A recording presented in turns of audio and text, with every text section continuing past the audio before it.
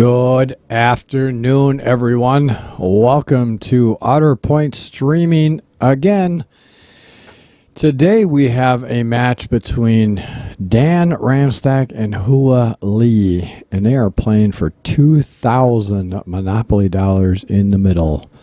I want to welcome everybody here. I am in the booth for now by myself because Mr. Nick Zaza Pachulius had an issue. He had to stop by work, but he will be joining me in the booth here very soon.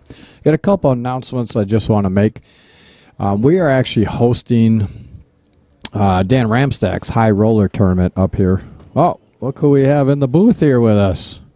So nice you to finally decide to join us there, Slick. No, I'm just kidding. I was just telling everyone, I was just giving you some crap that you had a work issue come up. Oh yeah. And that you would be equipment functions at the good old work. Nah, work's overrated. Just quit that shit. I know. You tell me that every time. Got to spend more time in here. More time out there. Exactly. Well, you see, you got to work. Okay. Now, did you hear about you haven't heard yet, but I've got a new contest going on. I just started yesterday for the next month.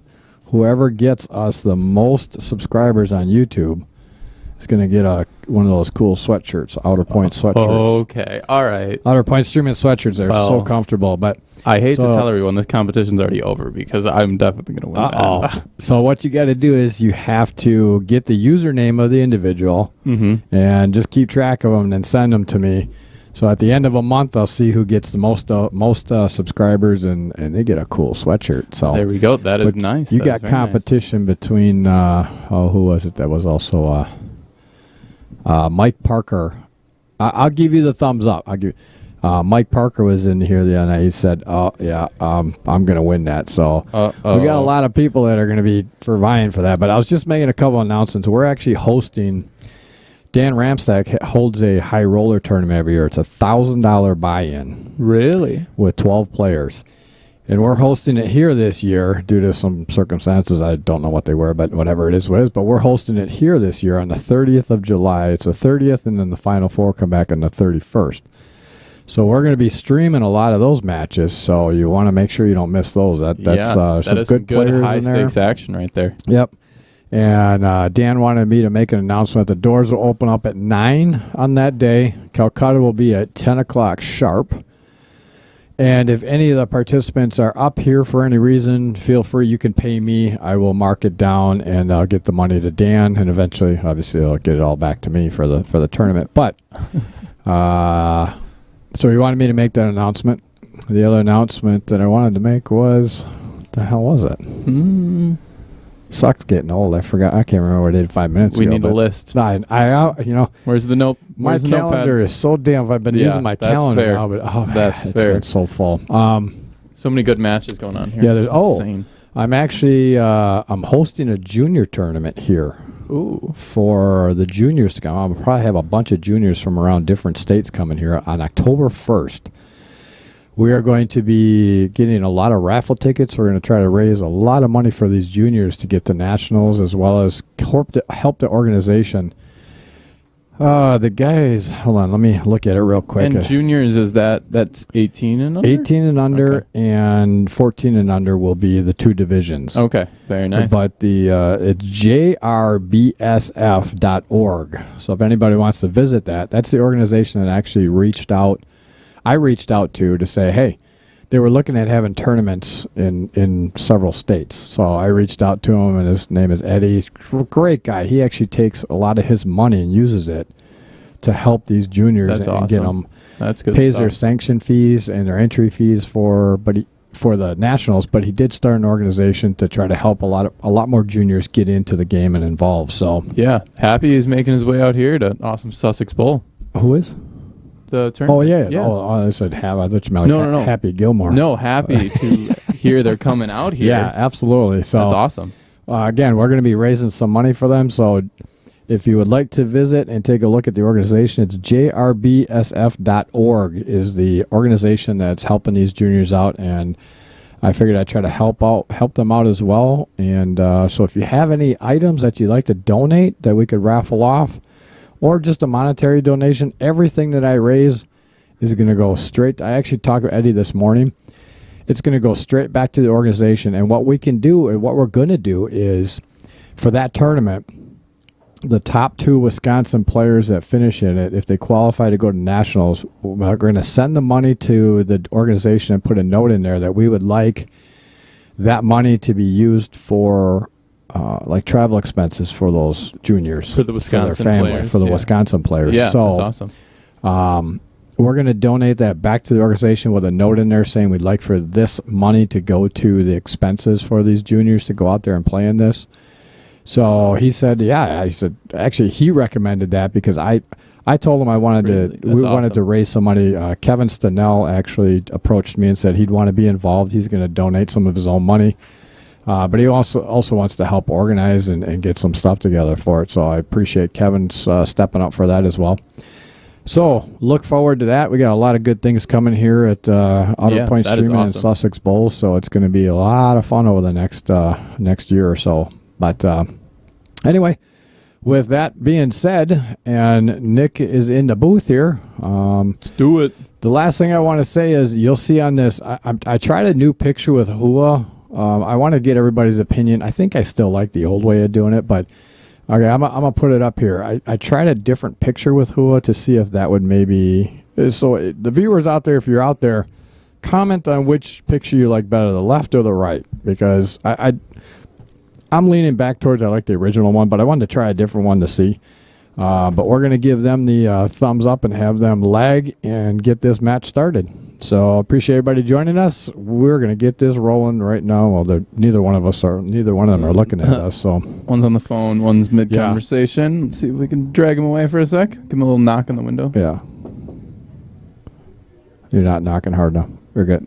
Yeah. There we go. All right. Got the attention. They're good. They're going to lag it out, and we're going to get this going. No, I think I like the original picture, but I do like for some with the black background. I feel like I don't know. I think I like the original. Yeah, I think I do too. But I wanted to try. I'm trying different things just to see. How it is. It's all about the experiment. Yep. All right. Here we go. And we're off with the lag. We're going to race to 11 with $2,000 Monopoly dollars in the middle. Oh, very short Jesus. Neither of them made the headstream. It looks like Hua actually got a little further. That is very close. That is very close. There. Oh gosh. Here we're already getting out the measuring stick. I'm gonna try to look down now. Do you want me to come out and look? All right. Already. Go out and take a Shot look. one, and Brian's already sending out there, guys. We are in for an interesting day. It looks like. All right, gonna get the official jurisdiction on this. After Brian roasts him a little bit for not making back to the break zone. And yep. Looks like Hua won there. Looks like he's giving it to him. Yep. All right, folks. And let's see here. We got a pretty close, identical Fargos. Not really much of a difference there. I can't really base too much on that. And I have seen Dan shoot quite a bit so far in the booth, and have not seen Hua, right? Is that how you pronounce it? Yeah, Hua. Okay. Yeah, he's out of the Sheboygan Falls area. That's why he's got the Vibe shirt on. It's a bar up in Sheboygan Falls.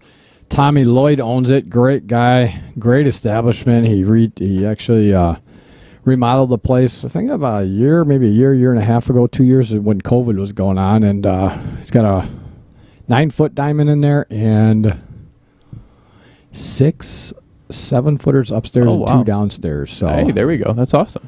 I've never been there. I'll have to check it out. Yeah, it's actually a great place to play. Tommy's a great guy as well. So if you haven't been there, stop on up and take a look at it. Good place to play. Looks like Hua pocketed a stripe there on the break. Yeah, but I don't think he's going to like stripes too much. But unfortunately, he does have the 3-ball. Let's look at it from this angle. It's a better angle here. He definitely has that 3-ball. And I did, just so everybody knows, I did just recently actually purchase some TV balls. Oh, he didn't want to rub that 5 in there. That made a problem. Yes, it did. And there's no real way to get it out right now that I'm seeing. Unless you... No. Yeah. Even trying to draw into that, you're going to have to cheat that pocket. You have to aim for that outer point. I mean, he could if he aims for the outer point and draws straight back into it, but the problem is then you're running. It depends on how hard you hit it. You're running into, and you don't really know where it's going after that. You could push it if you push it back into that rail behind that stripe. Problem. I'm sorry, I forgot to turn on the comments for our social VMix social. So I apologize if anybody's commented. We haven't missed it. I just delegated my duties and. I'll take the blame again. I was running late. Actually, yeah, it was. It was him. Oh, geez. Okay. Let's see. There we go. Who started this first? Oh, these were 19 hours ago. Oh, hold on a second. Yeah, let me get to. Okay, they're gonna go away. There we go. So now we should. Any comments that come through now should be.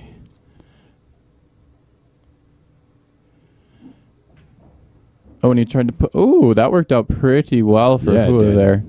All right, so I think we should have some comments. Yep, there we go. Nicholas Heiser said, first comment, I am awesome. Then Little Cheddar said, Nicholas Heiser, you are not awesome. Then they go back and forth. Love, all right. Good start. Mark Sobiek said 16 players in the high roller tournament, maybe. I don't know if that's... That could be, yeah, it could be. Okay. We'll have to double check on that one. Well, and then Little Cheddar said, please make an announcement in regards to the horrific loss of a fellow pool player yesterday. Who? Daniel Ertman, 53, passed away after a motorcycle accident. Oh, very sorry to hear that. Oh, man. Really? Where did he play out of? Dale. It was Dale, yeah. Wow. That sucks. You know, and it just kind of brought chills because actually when I was coming here yesterday after the Brewer game, I was getting off on the highway, not 160, maybe it was 164 off the freeway, where the American or Colders is right there. That is it. Yeah, coming down 94. Steinhoffels. Yes, yeah. Steinhoffels, yeah. I don't know if that's 164. Is it 164? So getting off on 164, as we get to the top, there are like 5 cops up on the top. Oh, really? We get up to the top of the ramp, and there's a motorcycle laying on its side. And I'm like, oh, man. Yeah, scary stuff. Yeah, it is. Oh, that's too bad. Mm-hmm. I don't know if I ever met Erdman or not, but where did he play out of, Dale? That's horrible. Yeah, we're still looking to hear that. And then Michelle said, she'll donate some stuff. Awesome to hear. Rodney says... Hua by 3 or 4. All right. Rodney Cohen. Please. So he was trying to carry him off the 10. I don't see I don't see any reward that he got with that. Even if he made it, that 2 ball was still not in a good spot. It doesn't clear past the 15. But anyway, I did buy some TV balls, which I'm actually going to be getting this week. So I hate the colors, but they're easier to see on the, because you got the 4 and the 12 that are pink. Yeah, okay. And I think it's the 5 and or the 7 and 15 are like a purplish color. I don't know, but I don't like the colors, but it's easier. Oh, that's early miss from Dan there. He got away with it, though. 2 doesn't go, it looks like. And then Rodney also said Dan plays like a 596. Ours plays like a 640. Not saying that matters today. We'll see. Should be a good match. Hua. You probably meant Hua. Oh, yeah. Hua plays. There we go. Hua plays like it probably when you put it in, when you're typing it in, autocorrect. Mm-hmm. It's like, what the hell is Hua? Mm-hmm. You meant our? That's where I was like, I thought he meant like our buddy plays like a. We knew what you meant. Yeah, Rodney, we know what you meant. So he's gonna try to cut that too. I don't know if it goes past. Does it go past? That would be a nice cut. Not enough. It was going though. Yep, that was a good line. Definitely going. And he would have had a nice lead for the 4. Yes, he would have perfect position for the 4 to come right back for the 8 ball. Man, that's unfortunate. He hit that good. It just had to hit a little harder. Mm-hmm. Well, and here's the thing. He wouldn't have had that position on the 4 had he made it, because he had to hit that a lot harder. Would have went way further up table and probably got behind the 10 there. But now Dan back at the table. See if you can come back from the... That 14-9 is... Is that a combo? It looks like it might be wired. He's going to have to hit pocket speed or try to throw it just a little bit, because it's going to throw it back towards the rail. See, that's okay. When you're hitting it from that angle, it's throwing it back towards the rail, and I think it was even lined up that way. So I like what he did there. Just hit it pocket speed, separate them, and he didn't really leave a whole lot here. So, oh, Nick. All right, Nick. We have baseball playoffs the next 2 weeks. Then we should be available after that for our match. All right, sounds good. I'm getting ready for it. I gotta start throwing some of these up. I keep forgetting. Yeah, you should. I keep forgetting. I can You're do lacking that. your duties already. I know. Jeez, I was catching up because I had a couple to read there. You're late to the party, and then did he make it? Oh. Overcut it. Wow. Overcut that. Now the 8 though, buried behind that too. Yes, it is. He could get on it with the 14. Dan could get this out right now, get the 2 out of the way. But the problem is now that the 13 ball is a little bit of a problem for Dan as well. But he could easily get on that. The 15 ball is in a good spot to actually roll into the 4.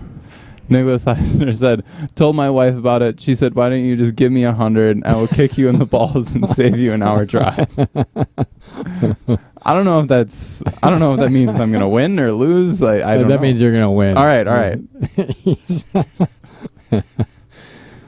Nick. Hey, we'll have a good time out here either way. You know what? We should actually mic the 2 of you up as well. That I'm down. I'm game. Not that I really want to hear Nick talk too much, but we should mic you guys up because I think it'd be pretty funny. Maybe if Little Cheddar can get his balls back, maybe he can get down here for that one too. Oh, the gosh, that would be funny.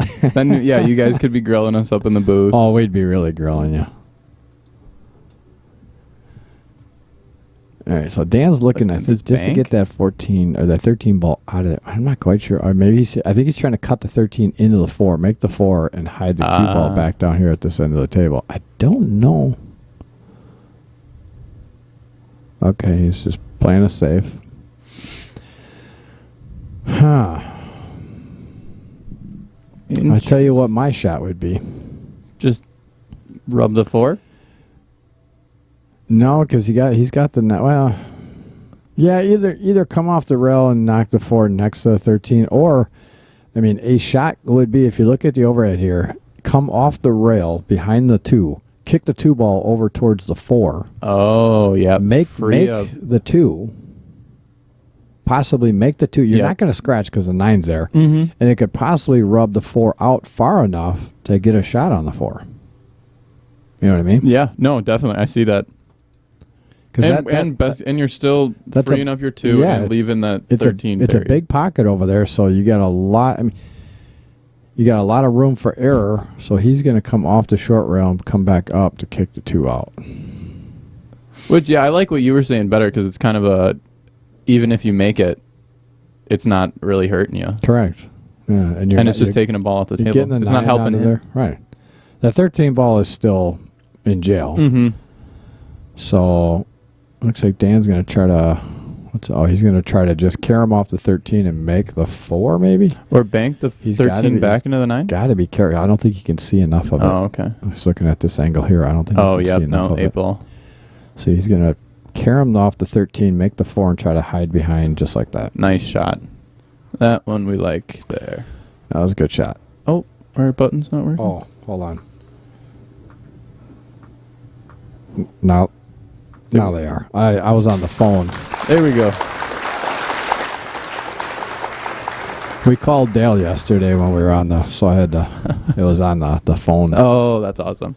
Nicholas Eisner said, no thanks, don't want Dale.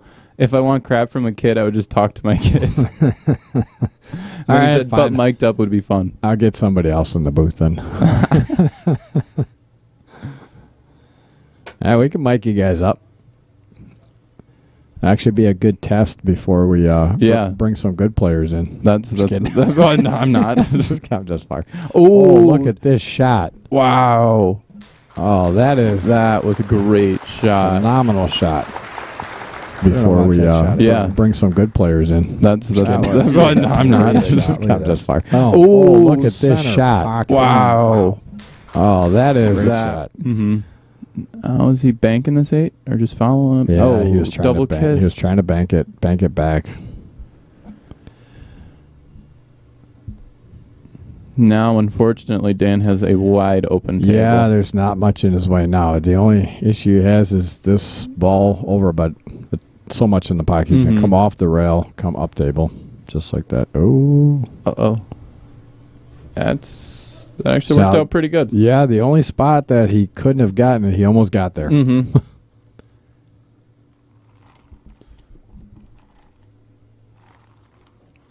Now just got to execute and should be out here. He got a little straight on this one. He would have rather had a little angle. I would actually come down table a little bit further to get an angle. So he's fine, but he would have preferred to definitely have a slight angle on this. He's going to have to draw back out of this now. Just like that. He hit that well.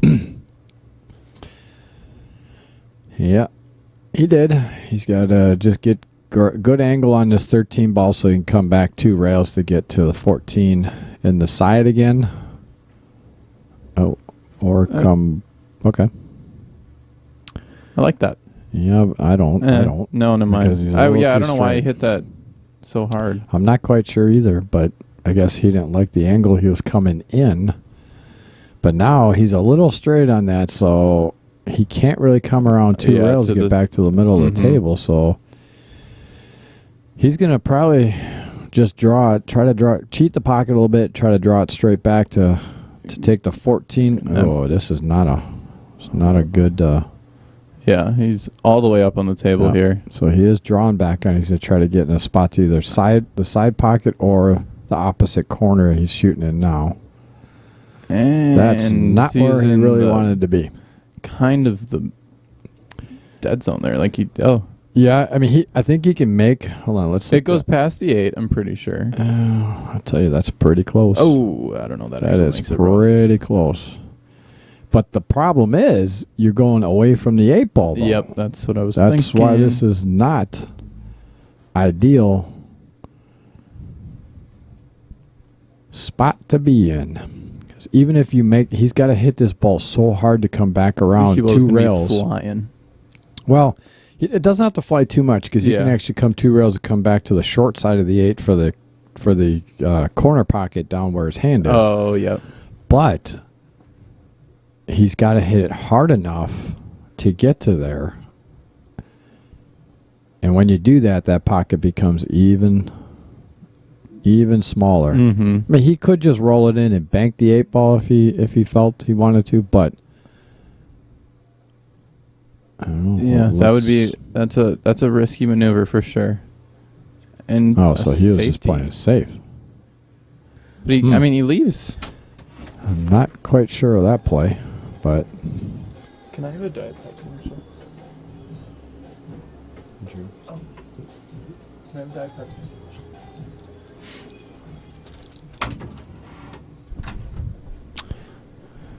All right, who are gonna do?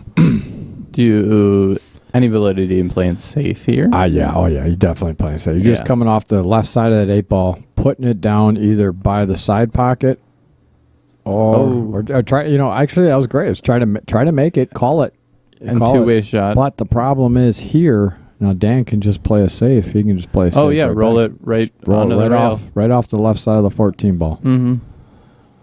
And hide right behind as long as he gets a rail. Yeah, this is just a very touchy shot. Yeah, it's off the rail enough where it's not too touchy. And the 8 ball's in such a bad spot. And he almost hit it too hard. Yep, you had to take a double look at that one. Yeah, I think he left him like a piece of it. Well, he might have left, but actually he left him the whole rail, so he could actually come off the rail and at least get a good hit on it. If he can see a part of it, is he gonna? It looks like he's gonna masse around it. Yeah. Oh, actually, you know what? Geez, looking at this angle here, he almost left the whole thing. Yeah, he can kind of just spin around. He just has to spin just a little bit. Mm-hmm. Because then the natural, you'll reverse it, the 8 ball towards the pocket. Then. Yeah, a little bit. Oh, he did not go far enough. All right. Well, Hua gives that game up, and Dan takes a 1-0 lead. Interesting first game. Yeah. Couple blunders there. Nicholas said, not the first time I'd be a test dumbly. Probably won't be the last either. I agree to that. Not the first time. For the mics. We got mic'd up. we'd both be the first test dummies, and not the first time, won't be the last. Well, yeah, we can tell. We can tell, Nick. What other... and he spells his name the right way, too. I'll agree with that. All right, rack number 2. Yeah, we'll give Dan's player profile a quick read over. Done it once or twice already, but always good to get to know the player. Dan Ramstack, 47 years of age. He lives in Germantown. He plays with the Jacoby. He's played for 25 years. And favorite place to eat, Mr. B's, 5 o'clock. And then something nobody knows about him. He's still gay. Has not updated the player He's card. not updated his player card. We're going to still go with that one. We're still going with it. Nickname, Brewer. And then favorite place to play pool is DJ's in Sussex Bowl. Shout out that. Thank you very much. All right, here we go. Breaking from the... Oh, my God. Oh, it lost the cue ball, but it stayed up. Hung on there. He's not going to like the first shot unless he can see that 15 ball. I just shut the lights. Oh, okay. It's much better with the lights yeah, on. that's just... I thought Michelle No. did it. So I was like, are we just powering down right now? So he didn't make a ball. I thought he made one in the 1, 2. I guess not. Yeah, no. I thought he did too, actually. I thought I saw a ball go in, but then my eyes went to the cue ball because I saw it going up there. I don't know how it hung on. I don't know either. So, unfortunately, Hua is in a bad spot here with this opening shot. Looks like he's taking the 3 all the way down. Off the 13? Yeah, he didn't mean to go off the 13. No, definitely didn't. Almost got a little love off it, though. Now...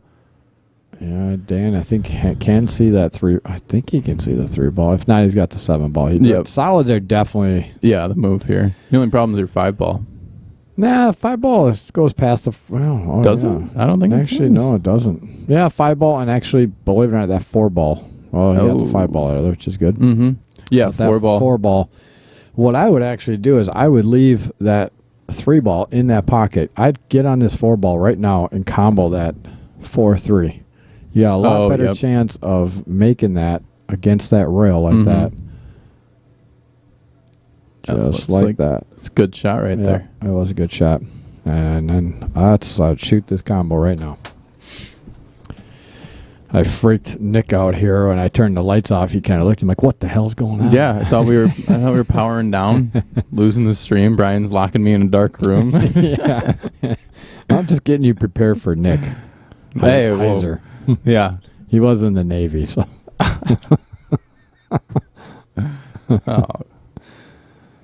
And drills. There it is. Oh, double kissed it. Made it. Double kissed it. That was a good shot. Mm-hmm. Now he's looking like he's no real problems left. Let's watch that double kiss again. And I actually I saw Joey drills there it is. yesterday, was it? At the Broadlands golfing. Oh, did you really? Said he wants to play Dan again. Well, he is. They committed $5,000 to each other. They did. They locked up $5,000. Oh, yeah. So that means they played for $2,000 originally, $1,000 a player. So they have $4,000 more from each player. Okay. They committed to each other. That's pretty sweet. That is some high stakes pool right there. Well, I mean, that's what Dan told me. I didn't hear that from Joe, but apparently that's what Dan told me. So I believe him. Those are all you gamblers.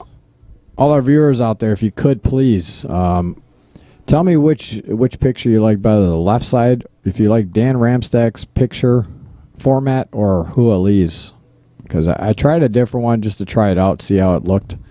I think I'm still liking the original one, but if we could have people chime in to say which picture you like better. You like it with the square around, or if you like it just free floating. Let me know, please. Dan got very straight on this 6 here. Yeah, he did. Yes, he did. Kind of almost the same situation he was in with the 2 balls left in the last rack. Mm-hmm. Got 2 straight. Now we can just draw out of this a little bit. He's going to probably try to cheat the pocket a little bit and draw back up more towards the center of the table. Yeah, he did not want to go that way. I'm telling you right now. Yep. He definitely did not want to go that way. If anything, he wanted to go the opposite direction so he could have a little bit of an angle or get it straight on. But unfortunately, he went the other way. Nicholas Eisner said he likes the left one better. All right. Duly All noted. right. Is he going to try and... He's just going to try to stop it right here. Oh, okay. As long as he can just put a good stroke on it, stop it right there, he'll be just fine. All right. Yep. Gave himself a look. Not as straight as he wanted to be. Nah, he had that angle going towards the 8 ball, but he did probably the best he could with the angle that he had. So, Yeah, it looks like we're getting the original. Rodney said original. William said the free floating. all right, cool. We please the people here, and we also do. I think we like the original too, but we like experimenting too. Yeah, We never know until we try. exactly. Beauty of it. Damn. Oh. Oh no. I don't know if he was worried about scratching or what, but I feel like he had enough where he didn't really have to worry about it. no, he didn't have to worry about it. But I just don't know if that was his head or not. Yeah. But here's the thing: hear is you. those shots, those blind shots, cut back blind shots to the hole, are if there's any shot that you could work on to make sure you don't miss them, those are it, because those shots are tougher than you think. Mm-hmm. Kind of the back cut. The back cut, yep, Yeah. to a blind pocket. You're not seeing the pocket. Mm-hmm. You know, when you're cutting opposite, you're back cutting it. You're not seeing that pocket, so I call it the blind. And you don't have you can't use the long rail to roll up into it. I'll tell you, that was a good shot by Hua. Most people would have said, "Oh, I got this duck right here. Let me take this duck." He actually, But he's going to use this to he got in bump him a out. better position to separate these, because the only thing he really had with that was a combination, and he did absolutely fantastic at getting getting those balls out of there, so he didn't have to take the combo. Nicholas said, Michelle, he's so mean to me. He hurts my feelings. My therapist said I should confront my bullies, but I'm so scared. That is a tough cookie to swallow right there, Nicholas. Yeah. Again, I said, remember, he was in the Navy. Oh. Yeah. He would definitely wanted to go a little further than that. I'm not quite, I know he got really straight on that, but I would almost rather come maybe drew back for the 12 instead of trying to go for the 9, because that 9 is, that's it's so a close tough to the shot. and it's so close to that one pocket already. Why would you want to take it away? That's a good fantastic safety. safe shot. If he can, wow, That was a That one. great shot. Just looking at it from this angle, he hit that perfect speed. I mean, that 8 is not going past the 12. No. And he was very smart to think about that. He just wanted to get the cue ball at the other end of the table. If he got behind the 15, great. Icing on the cake there. He just wanted to get it down to that other end of the table, because that 8 ball was not going past that 12. So, very well played by Hoa. Let's take a look at that one again. One pocket already. Why would you want to take it away? Get the jump stick out. That's a good fantastic save. safe shot. If he can, Wow. That was a one. great Taking shot. Flight, folks. All right. Is he just going for, or is he calling a pocket? I don't know. Yeah, the only pocket he can call is to bank The it. bank it, yeah. I didn't see what he called, or if he just don't know if he called anything. Not quite sure.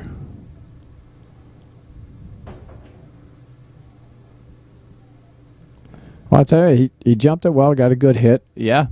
But unfortunately, yeah, you know what? I don't even think.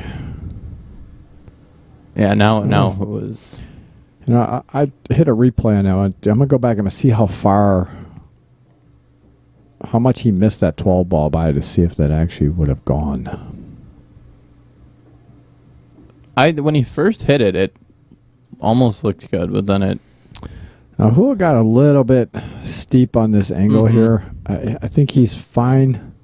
Just go 2 rails and kind of. Either 2 rails, or for the pocket that he's standing at now, or come around a little. He wanted to come a little further than that. That's almost a 50-yard line. But as long as he just makes this shot, it's going to naturally come around 2 rails for the 8 ball. Just got to make the shot. And there it is. Got it. Great nice stroke shot there. Yeah. That was very well played. Hua looking to tie it up here. Can he tie it up? 1-1, folks. Racing to 11 here at All Sussex right. Bowl. I Just don't know if he us. called anything. We're gonna slow I'm this not quite down. sure.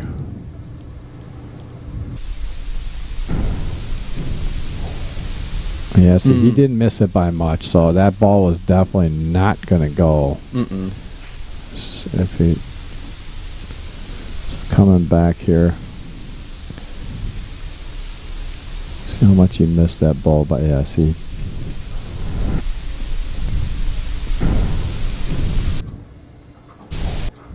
yeah, see it didn't miss it by Do we much. have an overhead view?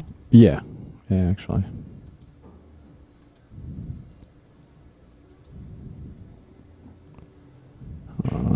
Actually, let's get back to we'll pull it up here in a second. We'll let Hua get back to the break. Breaking Hua's game at breaking 3. here.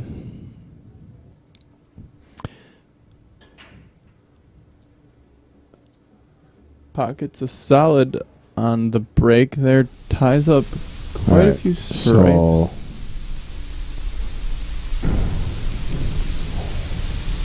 Oh my gosh. I think it goes. I think. Actually, I take that back. No, I don't. I don't think it goes. See, it's Yeah. even though he missed it by that amount, where he hit right there, yeah, it wouldn't have gone. Mm-mm. I don't think it definitely wouldn't have gone. Let's get back to Yeah, Hua trying to combo here. Nice. He's got a couple problem balls there with the 11, yeah. 12, and 10. 10, 11, 12 or not, and I think he was trying to bump those right there. Mm-hmm. And unfortunately just missed Now he's got to look for a safety of some sorts.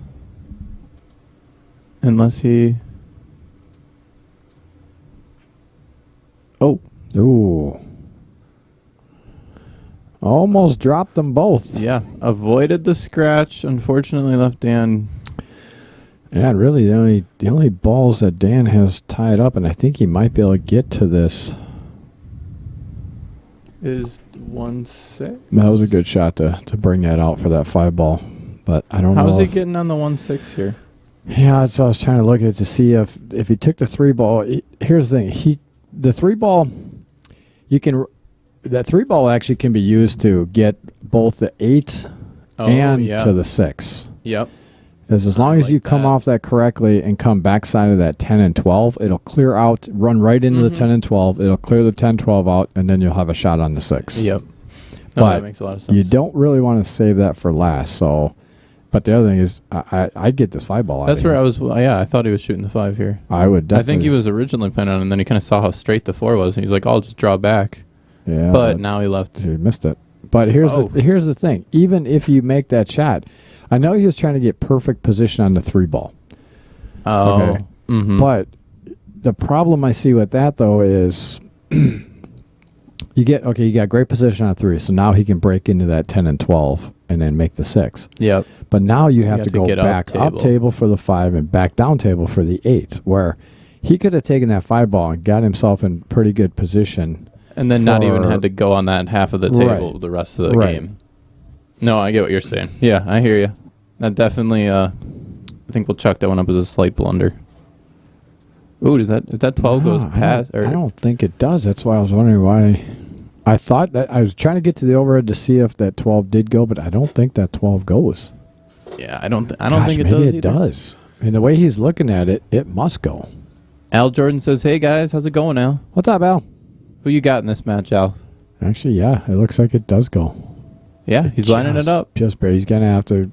Yep, that side of the pocket. That was a great shot. Great shot. Proved us wrong, I guess. Mhm. Again, the angles on the screen, obviously, when the balls are so close like that, it's hard to tell if it goes or not. But obviously, Yeah. you're down at the table. It's much easier to see. When you can get eye level with it. It all looks... It's not very nice of you to call Hua short. I say everyone can hopefully bend over and kind of see. Oh, see, I know you want to Now- cover your tracks. Now Yeah. he has to bend over. Yeah, I to know. see. I fucking talked my way into that one. Must be pretty nice to be eye level. Oh gosh. Well, that's for last match. Well, that's okay. I'll give you his name and his address later. You can visit him at. Yeah, I'll be back here. I'll just. That's why I hide in the booth.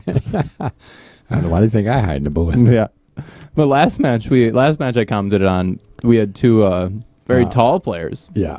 All right. Now I'm not quite sure that honestly. I would have taken the combo there. Take that six. Take the six. Yeah, and just roll combo. Yep. You're breaking them up. The one ball's going towards it, but I don't know if he was trying to break that out. But if he was trying to break it out, he needed to run into the six. But then you're pushing the six right back up. Now it looks like just a safety trying to hide behind the six here. That ball was so far in the pocket that all you had to do is get that six ball rolling towards it and just touch it, and it was pretty much in. Safety behind the six. Good That's save. a good one.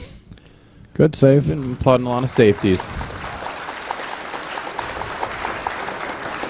Al said, "I'm taking Dan." All right. Oh boy, it's tied right now. Right back up. It's saved again by Dan over. Now it looks like just a safety trying to hide behind the six here. That ball was so far in the pocket that all you had to do is get that six ball rolling towards it and just touch it, and it was pretty much in. Safety behind the six. Good save. Good one. Very good shot. Good save. Been applauding a lot of safeties. He called the pocket, that top left pocket on the screen there. Let's see if you can. Oh, he was kind of close. I didn't see what he was going for at first, but then I saw it. Yeah, the 2-rail kick was really the only thing he had. Yeah. No, it was a valiant effort. Now giving Dan ball in hand. See how he's going to dissect it. Yep, definitely getting rid of that one ball now. Yeah, one ball. Does that one ball go? I think it slides by the 8. Yeah, it does. Yep. That's one of those that looks really close up here, but now we're starting to see it's like those. I feel like, yeah. And it is one of those. That was close. Oh. Well. See, I'm not quite sure why he wanted to get up for that 5 ball. He really didn't need to. If he would have just rolled forward a little bit, take the 3, 6, the 6 he could have got right back up to. There's nothing in the way of the middle of the table. Yeah.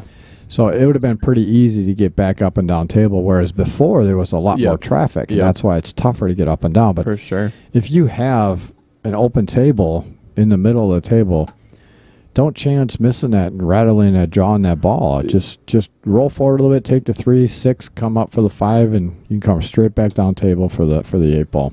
Yeah, that's one of those things. Sometimes players, I feel like, try and use the cue ball a little bit too much, and that's. They complicate it a little bit. Oh, Al said he's poking at it.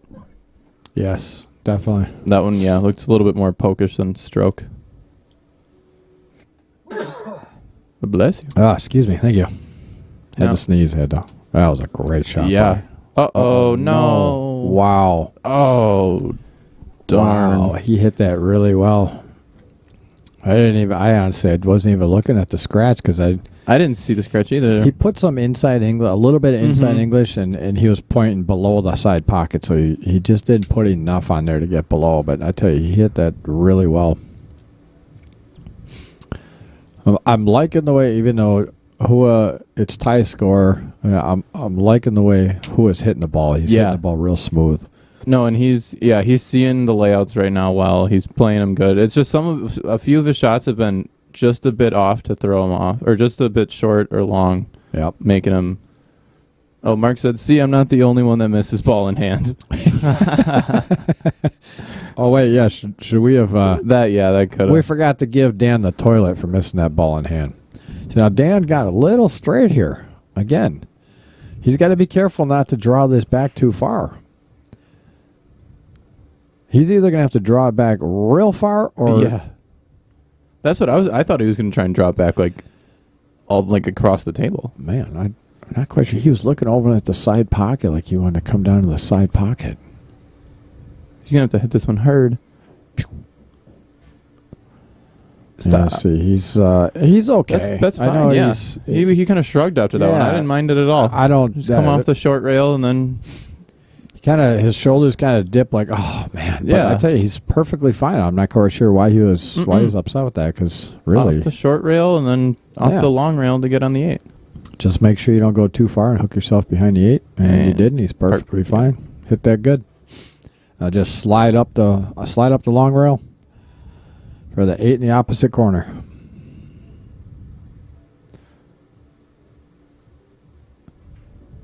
Oh, you did not want to do that. That was not. I don't recommend that shot. That one, did he just draw it? He just drew it straight back. Okay, yeah. He should have just center ball, center ball, and punch that ball straight up the side of the long rail. But I mean, he can still make this. Mark says you're always quick with the toilet button when he's playing. You are correct. Well, I'm used to hitting the toilet button while you're playing. Hands just kind of resting on it. Oh, good shot. There it is. All right, Dan got out of that one, folks.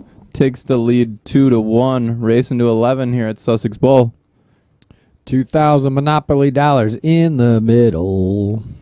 If you're new to the stream, go check us out on YouTube or Twitch. Hit that little bell for the notifications when we go live. Always catch us. Stay tuned with what's new. Yes, please do. And remember, the competition I got going on is anybody that can, after a month, whoever has the most subscribers for the channel, make sure you write down their username and send them to outerpointstreaming@gmail.com. So any users you get signed up or subscribed to the channel, get their username, send it to outerpointstreaming@gmail.com, and we will be giving you a nice Outer Points hoodie. They're so comfortable. That's where, yeah. This competition, it should have happened right when the stream came out. That's where I already got my first wave. Oh, you're young enough. You got all those kids that are out there watching videos. So Dan you can get leaves some the cue ball in the exact same spot that he left it on his last break. Yeah, and he's not going to like that, really. I mean, it's solids are two solids. Yeah, two stripes. Two stripes. Yep. Now he's got a long 12 ball there. What's he going for? I think he's looking at it. Then what?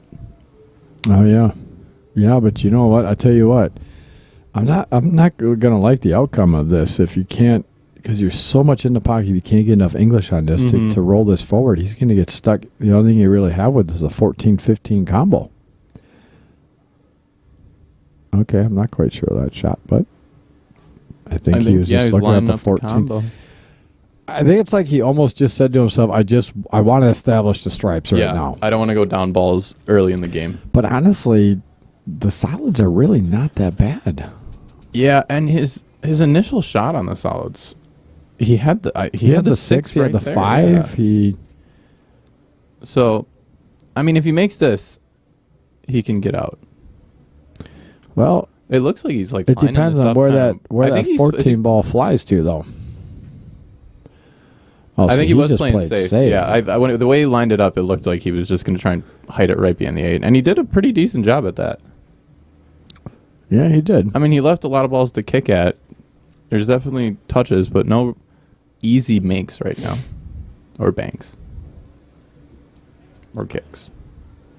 So. Yeah, he could definitely hit. He's definitely going to hit a ball here, and I like the way he did that because he was trying to hit that so that 15 ball either went in or got it out of there, and he did a great job at it. And this is why I say it again, is, it's like Dan almost thought, okay, I just want to establish stripes and I'll play it safe.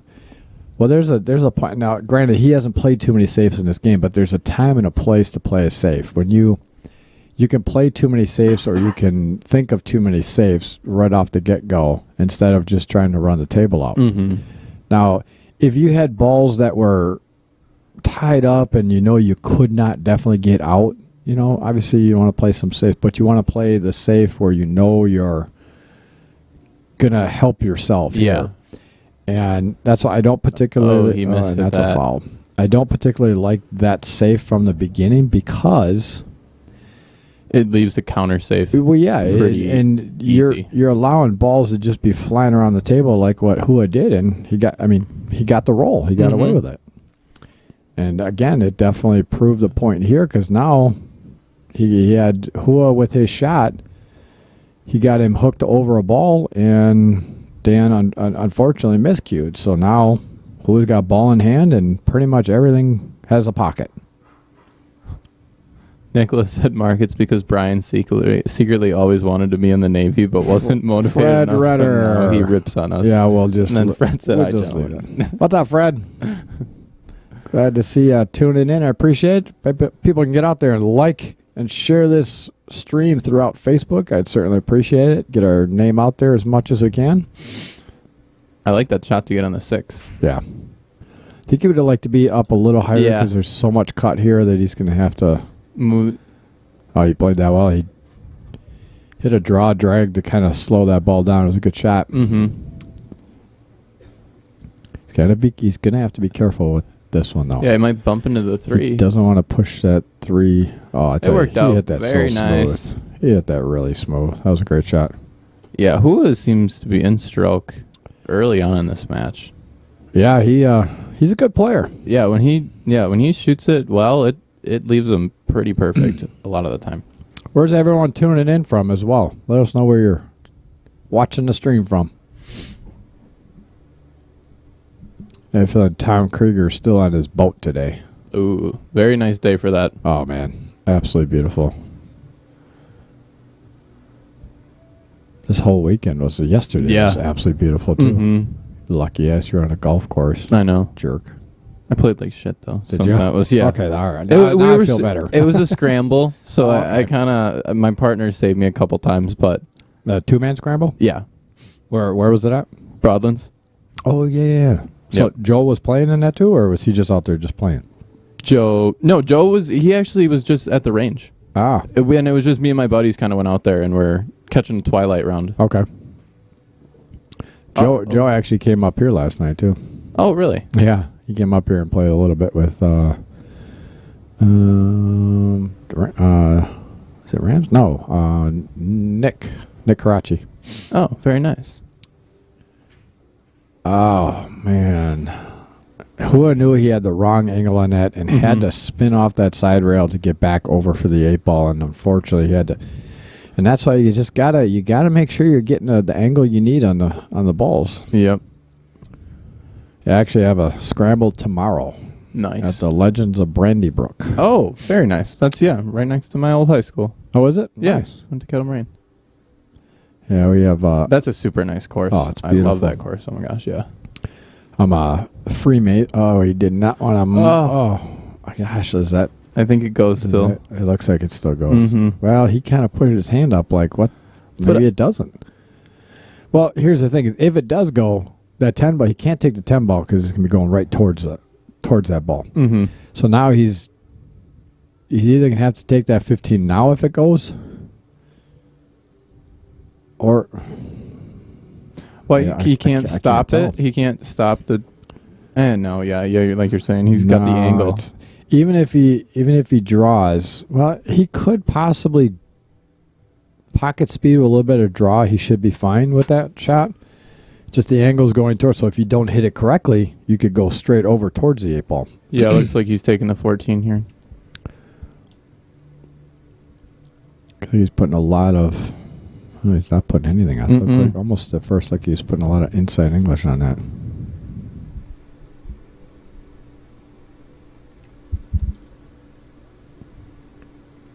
And if he bumps 3, bump the 3. gets straight on the 10, I think, which isn't bad. I was trying to wait to see if I could get over for that shot, and he kept going and going and going. I didn't want to merge over mid-stroke. Yeah. No, that was good filmography there. Good booth work. There we go. All right, so that 15 must go. Mm-hmm. Now just come off the long rail, back out for the 8 in the same pocket. Yep. So the shaking of the head was he almost covered that pocket up. And there we go. And there it is. Looks like Dan is taking his 3rd game here. Yes, sir. There we go. Takes game 4 of the match. Getting ready for game 5 here. Dan taking a little lead. Now I feel like this is a big match for Hua. You don't want to go down 4-1. You don't want to go down 3. It is a race to 11. Yeah, but a lot of games left. If you get down, I kind of thought I saw this match going 1-for-1 back and forth. Yeah. And I think Hua was, obviously feeling that way too. But when you get down, now 2 games, and if you get down 3 games, now you're thinking to myself, okay, now it's not a 1-1. Now I have to catch up. Exactly. Kind of gets in your head a little bit. Yeah, nerves start getting you a little bit. Mm-hmm. All right, waiting for Dan to rack him on the spot here. I want to welcome everybody and thank you for tuning in here to Outer Point Streaming here at Hollenbeck's Q Club in Sussex Bowl in Sussex, Wisconsin. I am Brian Hallelujah Hollenbeck, and in the booth with me, a very good friend of mine is Nick Zaza Pachulius. How's it going, guys? Thank you again for taking your time out today to help out. Yeah, very, very happy to help. Love watching good pool. Oh, there we go. And there's now the same pocket. But and that's the thing is, it got kicked in. Yeah. It got kicked in. He actually hit that well. Yeah, good break. The cue ball was about to stop in the center, but then got kicked in last second here.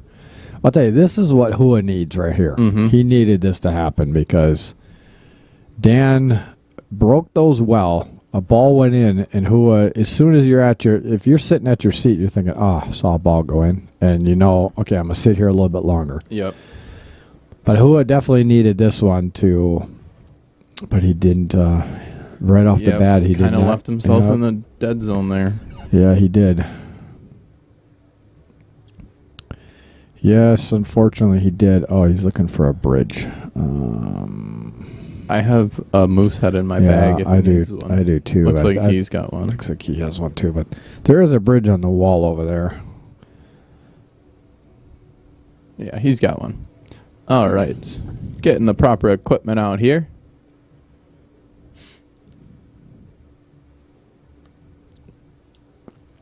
I think his intention was to try to get down a little further for that 14 and then take the 10. Oh, really?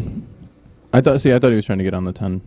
But no, 14 would make way more sense. The 14, the 14 makes a lot more because the 10 ball and all this traffic over here. Take that 14 ball first. All right, so now he's gonna have to go back up and down table. And unfortunately, this combo is kind of hard to leave the 13 just right in front. Yeah, and that's the thing is because you have to cut this 9 ball. You can't hit it straight. Yeah. If you hit it straight, well, you know what? God, it almost looks like it might be in the jaws. It's a little better angle here. I can't tell if it's in the jaws or not. If it's off the rail a little bit, he could go straight at it. But if he cannot go straight at it, he's got to cut this 9 ball, which means the 13 ball is going to come off the rail and come towards the opposite pocket. So he just has to be a little careful. He could slow roll this and just barely make it pocket speed, but that's a touchy shot. Yeah, it looks like, he's got to go for that. Yeah, he has to. Gonna see how it works out for him. He's not happy, though. He's definitely not happy the way he he's really thinking where that 13 is going to go. Out. Oh. That was a great shot, but unfortunately, no love. Yeah, that's unfortunate. Yeah, he's just stuck on both balls right now. Yep. And it looks like the jump, Dan's taking a look like he can. And that's why he knew that was a touchy shot for that combo.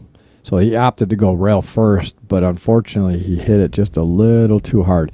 And this all stems back to his very first shot that he took. Mm-hmm. That's you don't realize that how important it is to make sure. Once you just get into scramble mode, it kind of messes up the whole flow of the rack. Yep. So we are going United Flight 101, Dale. Going airborne.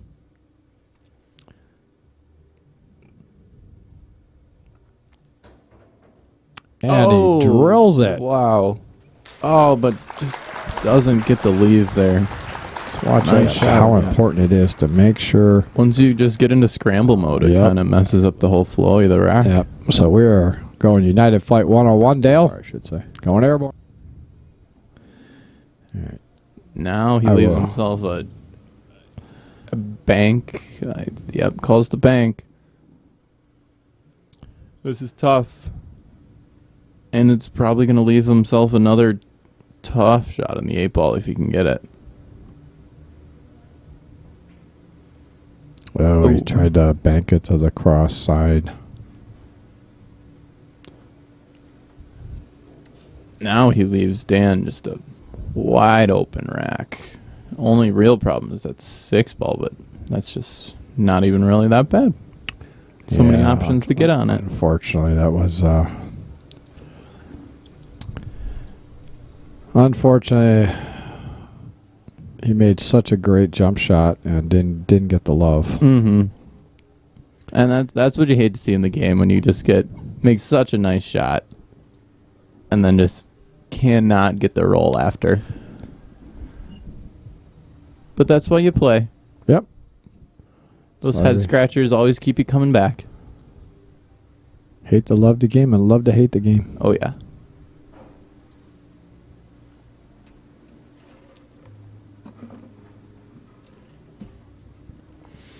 Jeff Christ snuck in here. Didn't see him. Is he in here? JK? No, that's Jeff Blattner. Yeah. All right. So many Jeffs in I know, right? in the league or at the Sussex. And he drills it. Wow. Oh, let's get back over here to Dan real quick. There we go. Getting rid of his problem ball early. It looks like the 6.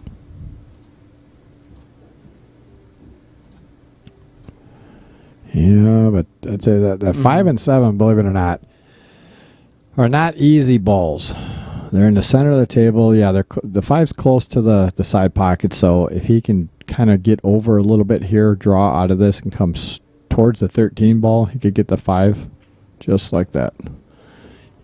He would like to come a little further, because now he's cutting the ball. He would like to come a little further towards that 13 and have a straight-in shot on the 7 or 5 to get the 7 out of there. So now he's got to be real careful where he's leaving that, going to leave the cue ball after this shot, because if he gets right on the 7 ball, that is not going to be. Oh.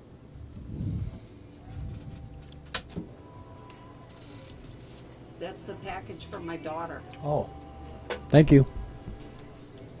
Awesome. Her daughter and son-in-law just opened up a. Whenever you have a second. Okay.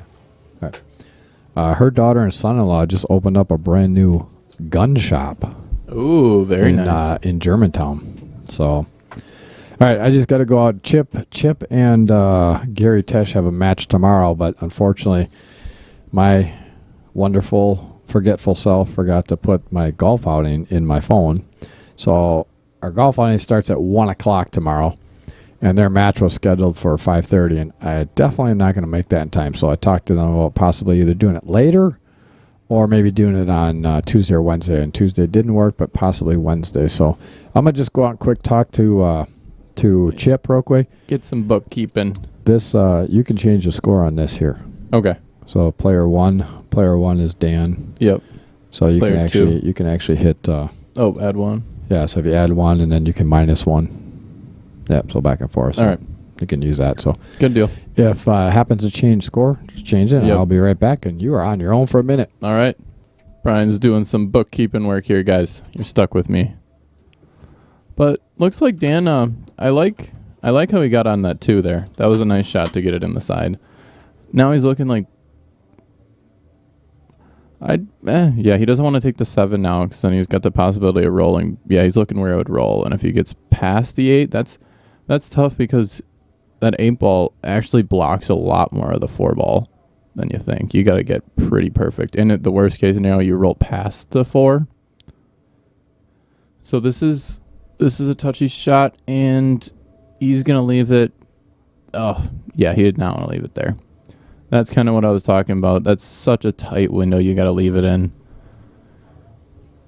Where, yeah, we don't have the expert in the booth to say what he would have done, but I don't mind that shot at all. I maybe would have tried to come off the rail more, use a little more cue ball, but he still has a bank at it, which isn't a bad bank. It's kind of lined up pretty nicely.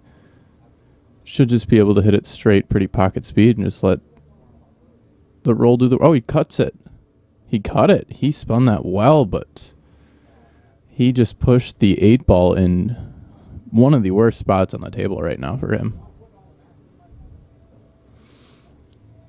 So now there's really know. Michelle said Wednesday doesn't work, Brian. He's not in the booth. You can let him know, though. But Dan has just left himself. Quite the predicament. Let's see. Let's just see. What would you guys do here? I'm curious. What would the chat do? I didn't see what he called. You trying to... I have no clue what he's trying to do here, guys.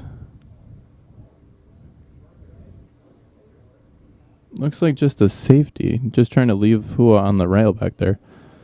I mean, he left him a shot, but Hua's not loving it right now.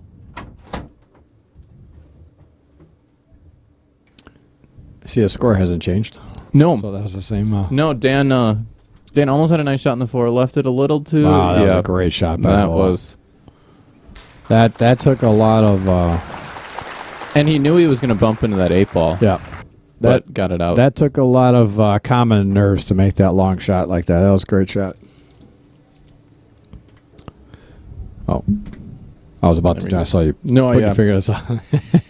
He gave me the power. I was about to use it for... Well, you can use... Go ahead. You feel free to use it.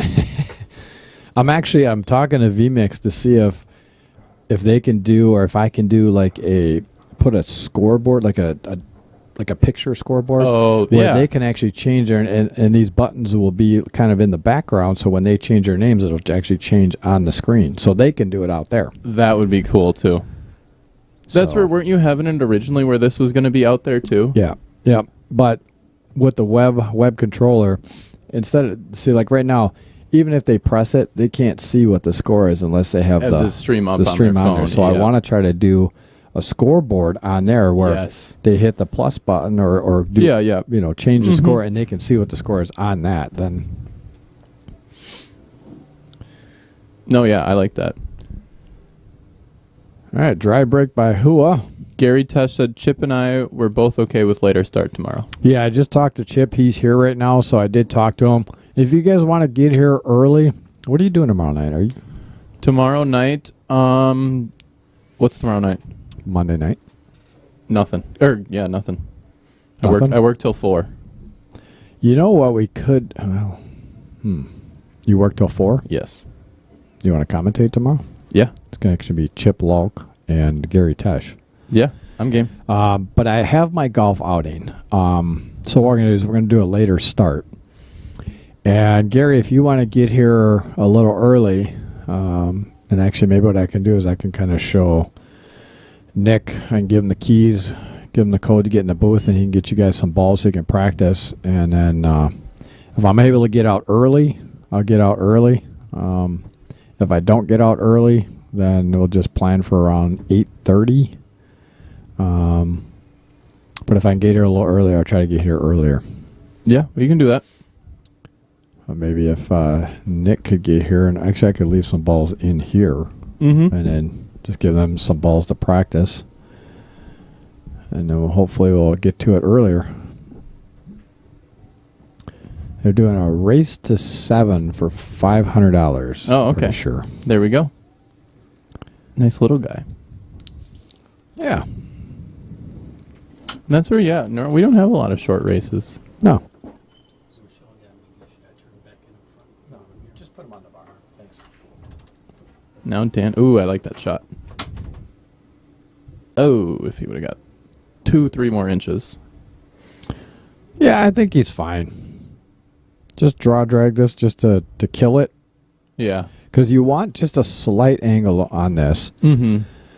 You don't want to have it too straight. Just give it a slight angle because then he can roll forward for the 14 on the side. Yeah. But he's going to have to give himself somewhat of a... He wants to be off the rail for that 14 to possibly draw back because the 8 won't go past. Yep. Let me get over to here. Give you a better look this way. Yeah, that's too much angle. Unfortunately, that's too much. He put a little too much left spin on that when he hit that. Yeah, and 14 does not go past the 1. He could try and get on the backside of it. Oh, you know what? It's a good thing that... Dale, are you still on? Just send us out a comment. We want to make sure you didn't drown.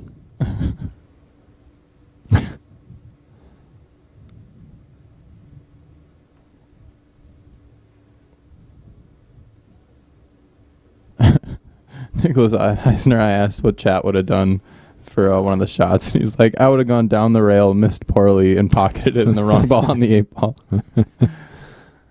Yeah, me too. I would have done something like that. Oh, that's funny.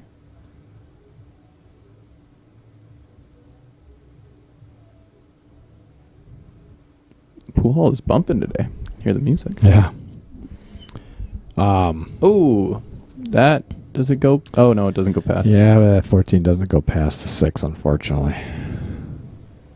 And that's why he didn't want that much angle on it. You can see here, it definitely does not go past the 6. So the only thing he really has is to cut it in the side, but you're letting that cue ball.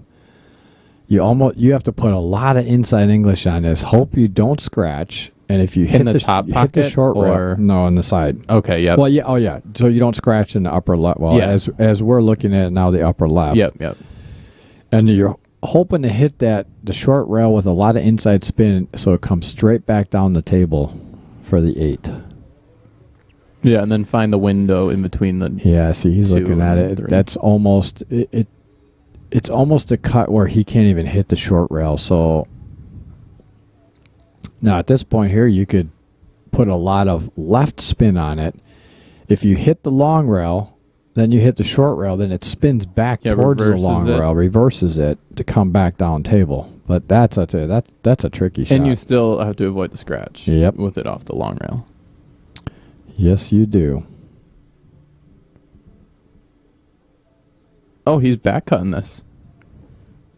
He's back cutting this into the top left. And then going to try and come off the long rail and just pull. I don't know where he's going. He's going to try to draw out of this. That draw is not going to take a whole lot with you.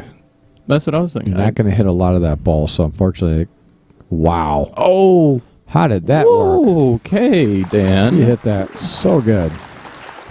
That was a great shot. That was perfect. Wow.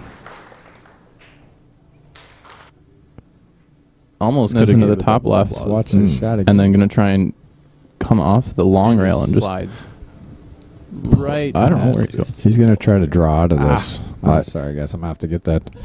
I hit the button a little too quick.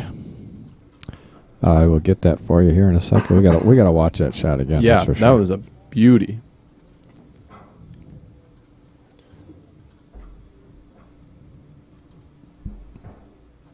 Dan takes the lead retains the lead 4-2. This into the top left. And then going to try and that wasn't a shit come shot. off the long rail. When you see your opponent make that, you're like, oh boy. Yeah. All right, let me play this. I'm going to mark it in, mark it out, and we'll have it.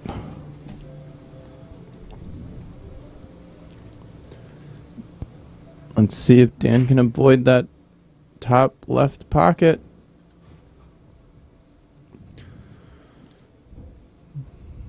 One made a stripe and a solid. Let me see. 1, 2, 3. Yeah, made a stripe. Made a stripe. And unfortunately does not have a good look at stripes. But fortunately for him, solids aren't looking too bad. So he's choosing to cut this 3 right now. Or Yeah, he's gonna take it all the way. Hit a lot of that ball, so unfortunately, by Dan again. wow. oh, How did that work? okay, Dan. You hit it there. Mark Kenny said, "Great shot, Danny." Yes, it was. Mark Kenny, how are you, sir? We'll see if we can get up. What the hell is that? Mark, I think I'm available Wednesday. If you're available, if you're interested, come up here. I like the new little comment box. Do you like that? Mm-hmm. Yeah, it's a little. I like the bluish color. So Yeah. put a new one out there. Keep it consistent. All It looks like he's taking the 6 in the side. Yeah, that's where he changed his mind from taking the 3 right away, which I would have shot the 2 too initially. That's The right. 2-2. The 2-2. You would have shot the 2-2. Yep. All right, so now he just has to put a good stroke on this one. He's going to have to come with a lot of top, some right. You don't want too much right because then it shortens it up so it goes like straighter towards the short rail. So just put a lot of top on this and try to come around back to the center of the table. Then you've got either the 4 or the 1, whatever position you get. You've got the. Does he have to worry about the scratch? He's drawing it. I don't know if I like to draw this. You might run in the 15. Excuse me, run in the 15 ball. Okay, so he just stunned it over. Yeah, I don't know if he got past the. I don't know if he got past to see the 4 ball. I think the only shot he has is a 6. No, you can see the 4. You see the 4? I'm pretty sure. Yeah, he can. And then if he wants, he could even slide over, make the 4, slide over for the 1, and then get on the 5. Yeah, the 1 goes past the 14 and 10 in that pocket, so that too. he could just roll forward just a little bit. I'm thinking he's saving the 5 ball as his out ball. Mark said, "Great, Brian." Oh, he didn't want to go over there. I think he was trying to do what I was saying, slide it over a little bit.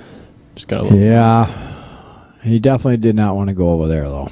Now he's at the 50-yard line he can't cut this down in the 7 down in the corner because it's almost a dead scratch.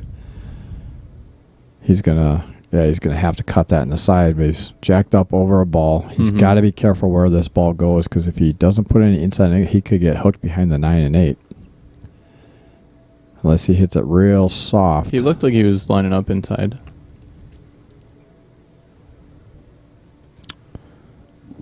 This angle's kind of a better angle for you. Kind of looking at this angle here, I guess I'm telling you, if he doesn't put any English on this, he's going to roll behind that 15 and 9. You could put some top on this to change the angle. What he's doing. And it is partially because he is jacked up over the 10. He kind of has to put top on it. And got away with it. But it's a good you were thing. Almost so right there. It was insane. It's a good. Well, when you put top on it, you change the tangent line so that it redirects it. So if it was going to go a little bit towards the left, maybe 12 degrees. If you put top on it, it reduces it down to about say 9 degrees. Then it goes more forward than it does go to the left. Yeah. So he's still not liking this though because he's going to have to. There's a lot of traffic to get back on that 5 ball because he's got the wrong angle going away from the 5 ball. He's loading up on a lot of inside English here. Try to just miss the 11 and spin back like that. Oh, he missed the shot. But I tell you, now he got to leave. I think he would have been close to there anyway, even if he did make it. It was heading the right direction. All right. Who has got a bear down here? And yeah, he's kind of been sitting for a while on this rack. Yeah, he has. Bear down. Take that 14 ball, 12 ball, 10 ball, 15. He's got to get himself good on the 11 ball. So 14, 12, 10, 11. Does the 11 go past the 1? Yeah. Oh, okay. Yeah, it goes, looking at this angle here, you can see it goes past the 1. Yeah. He would like to have a little more angle. Yep. He's fine as long as he puts some top on that. Put some top, it'll float up. Or punch out. He just punched out. Good shot. So he's just got to he's got to be real careful where he gets this leave on this 15. So he's going to come off the long rail, come back towards the center of the table and try to get perfect leave, or he might just draw straight back. And he's perfectly fine because now he can take that 15 ball, come off the rail, and get set up for the 9 and the 8 in the side. This one you just don't want to hit too hard and get on the other side. Well, you don't want to hit too short like that. Oh, yeah. I mean, he's okay. It's almost a window you have to get to a good spot on that because, if you got too long, then you're going towards the 8 ball and you could possibly make the 8 ball. Yeah. Oh, that ball almost skid on a bit. It was good. Yep. Nice out there. pending things here. Oh, All right. 4-3. Got it back to within one game. Race to 11. yeah. There we go. We're getting back to the trades again. But let's see if Dan's early lead can hold out. We shall see. This one is the 8-ball doesn't count on the break, right? Nothing. Nope. Nothing special about this one, or nothing. No 8-ball. No little quirks. No, sir. None. Go. Just some good old-fashioned nitty-gritty pool, folks. Gotta love a close game to start. See if anyone can Absolutely. run away with it.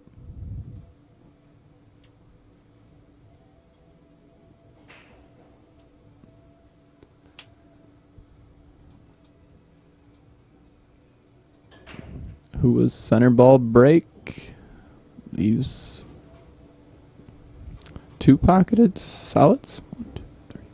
No, just 1 pocketed solid.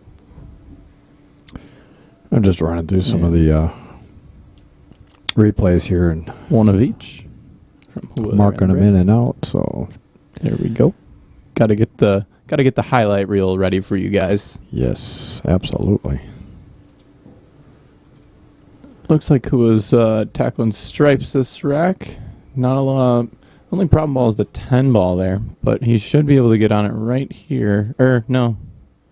Yeah, because you can't really roll past it. He could, but I don't think he's going to get on it yet. Oh, that's perfect. Oh, wow, yeah. I thought he was trying to get on the 15 there, but 10 works. Now, the 10 ball is, believe it or not, that's one of the troubles here. Yeah. He's just got to be careful of this. I'm not quite sure where he was going with that one. That one is Yeah. Interesting. That's a touchy one there. Yeah. so that 15 ball does not. So the 11 is to take the 11 all the way down. I wondered if he was trying to get on the 11 and the 15 there. Not quite sure. Wow, what a great shot. Dang. What a great shot that was. But unfortunately, he's just going to All the way down. Karam off the 4? I wondered if he was trying to get on the 11 and the 15 there. Karam? Not quite sure. Karam. Wow, what a great shot. That was a Dang. great shot by Yeah, Hua. that was. What a great shot that was. But unfortunately, he's just going All to the way down. Wow. Got the roll there, folks. That Wow, trickled what a in. shot. Oh, and Dan gave him that one, too. Yeah, I would too. Yeah, after that shot. You're kind of just like, all right, next game. Did you add one? Not yet. No. All right. Hua ties it up, folks. 4-4. And he was on that. But unfortunately, he's just gonna.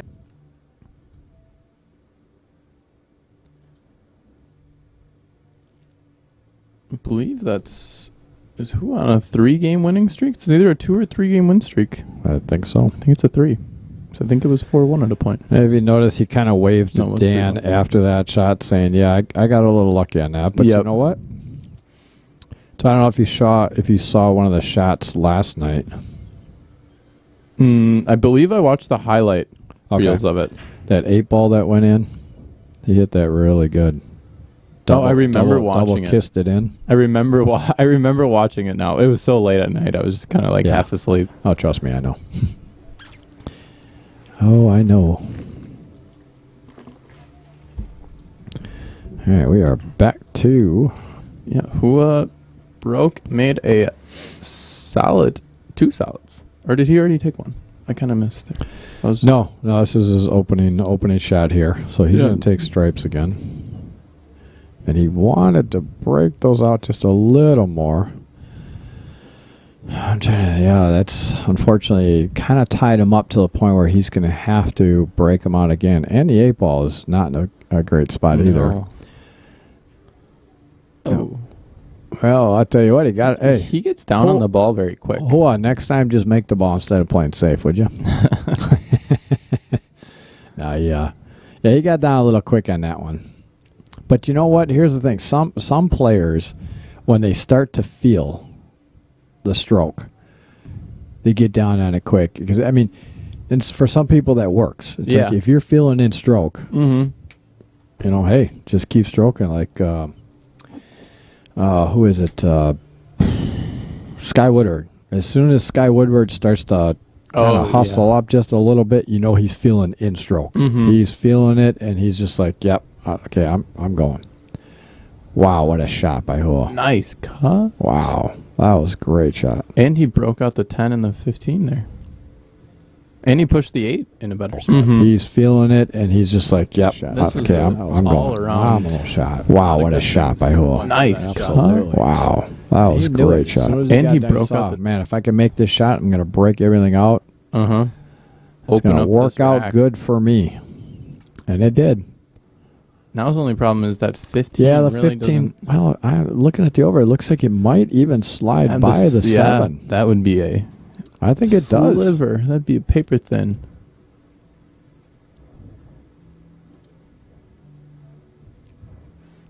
Sir, he's not really concerned about it, so it seems like it does. Well, I think he's looking at it. Here's the thing is that 14 ball, and that's what he's looking at here, because he's going to run right into the 6 ball. If that 6 ball wasn't there, he could put a lot of inside spin on this and come off the long rail and come back over for the 14. But because that 6 ball is there, he's looking at possibly just slow rolling it and still having a shot on the 14, just like that. So now, if he can just make this shot, get on good position for the 10, he could possibly even, if he gets a good outside angle, he could make the 10 slide over towards the 4 ball. And then that 15 ball goes in any of those pockets up table. And that's what he's looking at right now. So, okay, so he wants to go. And I like that too. Get to the center of the table, use the long rail, make the 10 ball use the long rail, and slide down below the 15 ball as well. How would he use the long rail to slide? Like with with right? Yeah. So, well, he's at the actually center ball. He's that 45-degree roll. Yeah. Okay, so he'd actually hitting his center ball. He's going to come down right towards the 1 ball if he hits his center ball. Yep. Because of the angle that he has. He's about 2 or 3 balls left of that 45 degrees. So if he just hits his center ball, he's naturally going to come right towards that 1 and 4 ball. Yep. He doesn't want to put too much inside English on this because he's going to then run into the 8. So, okay, so he went downside. Yeah. Not quite sure if he can see that or not. I think he can see enough of it to go for the pocket. He's going to have to cut it in the side. Ooh. Yep. Yep, that's what he's looking at. Yeah, unfortunately, he just hit that a little too hard. If he makes it, though, the 8 ball, it can kind of put it anywhere on that. If he makes this, he'd probably run into the 6 ball just like that and come out smiling like a rose. Yeah, that was perfect. That was a great shot. That's why Brian gets paid the big bucks. He can just call it. Like, it's just going to rub into the 6 guys while it's happening.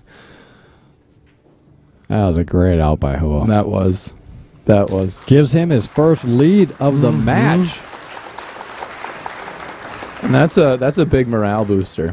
When Absolutely. You're down, and then you find your way leading now halfway through. Yeah, you were down 4-1.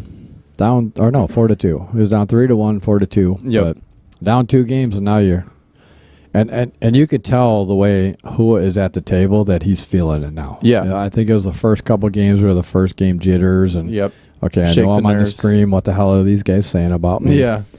And now he's past that point. Now it's just playing pool.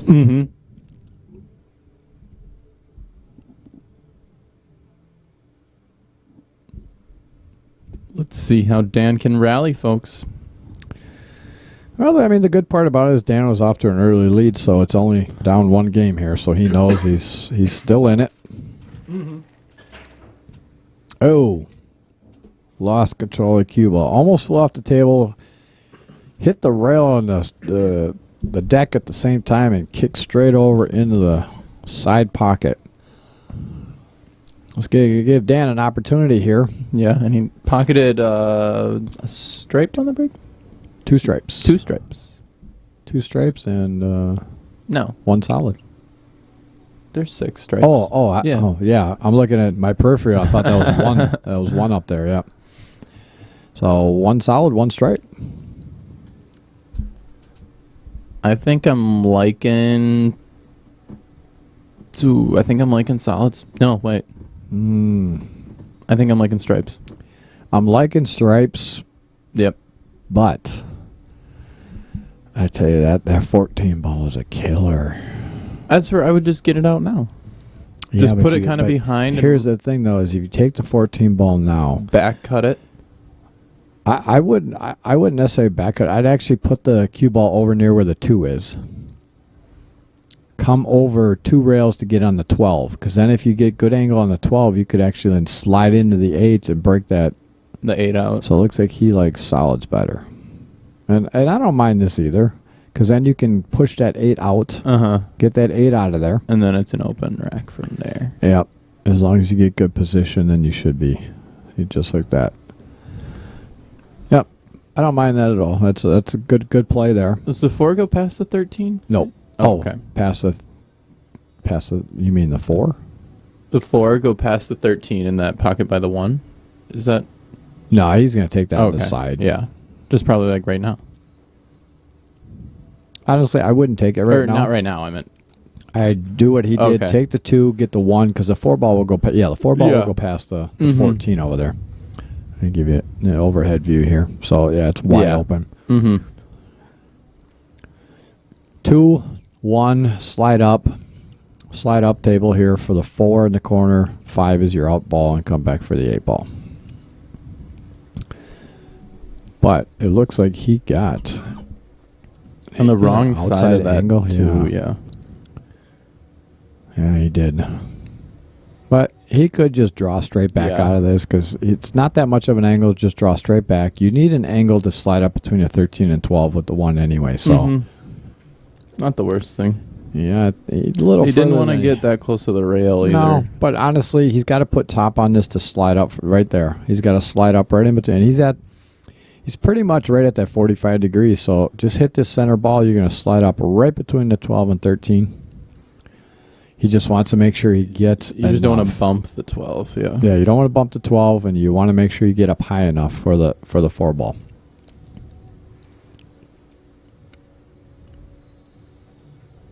And he did just perfect. Nice Absolutely shot. Perfect. Found the perfect window there.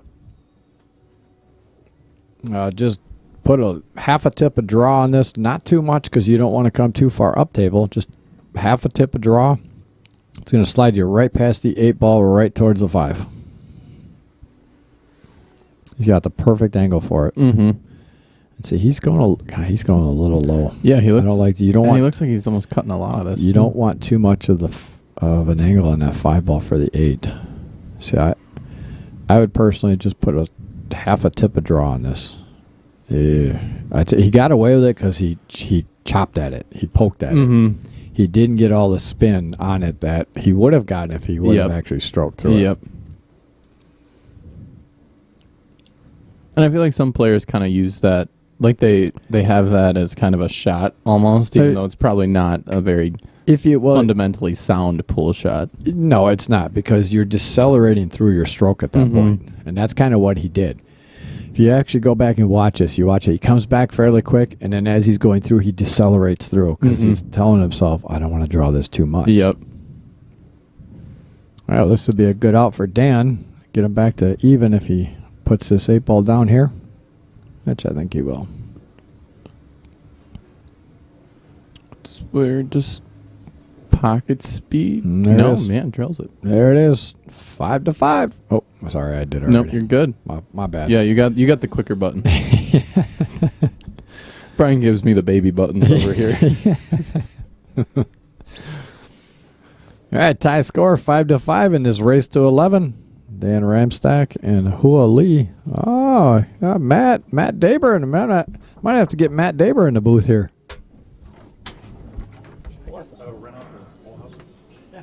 Is Michelle out there? That's what I'm looking for. She'll be right there. Okay, she'll be right there. Don't want to interrupt here with that. All right, he's going to rent out the 9-footer. He wants to play a little bit on the 9-footer there. So as soon as Michelle gets back over here, Is there any front. like validity to like warming up on a bigger table and then shooting on a smaller one? Well, I tell you what, it opens up your stroke. Okay, It definitely opens up your stroke. that makes sense. When I played on the carom room, I like to play on a 9-footer. Oh, no, she was here. I like to play on the 9-footer, and because it gets you to really stroke through, because you have to open up your stroke. Yep. No, that makes a lot of sense. And I tell you, you go from a 9-footer, and then you come play on a 7-footer.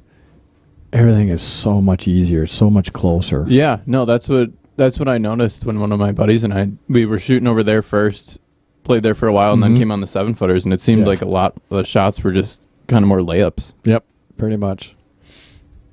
The other bad thing about that, though, is you go from the 9-footer, open up your stroke, and then you get here to a bar box, and then you're thinking to myself, oh, I can't hit this that hard. But you should. You should always continue to just keep stroking. Not quite sure what did Dan call? He called the 15. Did he? Okay. Yeah. Well, that worked out. Mm-hmm. Man, I tell you, that was close to a. That was close. I want to go back and look at that. It was close to. It almost looked like he. I'm not saying he did. Yeah. It looked like it might have been close to a double hit on that, but I'm not saying he did. It just looked like it possibly, the way the balls reacted, that it possibly could have, but as soon as keep stroking. I'm not quite sure what did Dan call? He called the 15. Did he? Okay. Yeah. I think Well, that worked out. It had a little draw on it. So I'm going to play that one out. I'm going to play that. Keep stroking. Slow it. Not quite sure what did Dan call? He called the 15. Let's see here. Take it closer. No, he pulled it back. He pulled it back quick enough. Okay. Yeah. It just Well, looked that worked a little out. weird. Mhm. Yeah, that's it. In no way, shape, or form saying that I thought he fouled it immediately. It just looked weird the way that ball reacted. Then I'm like, yeah, it was close, but he pulled it back just fine. Scott said, "Good morning, donkey." Oh, Jesus. Scott Quirkle. We got this jackwagon in the house. What's up? What was his new nickname that he almost gave Jack. him? Oh. Wasn't it like Cue Ball or something? It was. There was What the hell was that? one stream that he almost had a new nickname. Then Nicholas Eisen said, agreed. I have an 8-footer. Before league, I work on rail-to-rail shots. Then when I get to a bar box, it looks so much smaller and easier. That's what she said. I'm sure that's what your wife said about you in the beginning too. Yeah, and then he goes, and then I proceed to miss anyway. That's funny.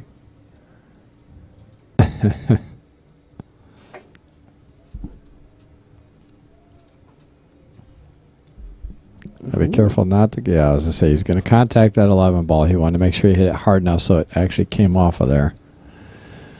Jackwagon, you should be down here. Nick Caraccio is looking for a game. Matt Daber's in the house. Jeff Plattner's in the house. We had Chip Lalk here before. Well, if you're not doing anything, come on down. A lot of good action to be had here, We guys. still are not even about halfway there, but Kenny Kolanowski oh, said, gonna be a good match. Dan by 3 games. what's up, Kenny? All right. He's the his nickname is the 3-ball kid. That's where I thought it was Kenny the Kid. Just kidding, Kenny. He's his nickname is the Kid 57, but he got a new nickname by Scott Haskins called the 3-ball kid. That's one thing. If you hop on the stream here, be prepared to get some nicknames. Yes, Some good, some even better. not just nicknames, but be prepared to be haggled. Yes. This is a comedy show with some pool involved. Well, attempted comedy show.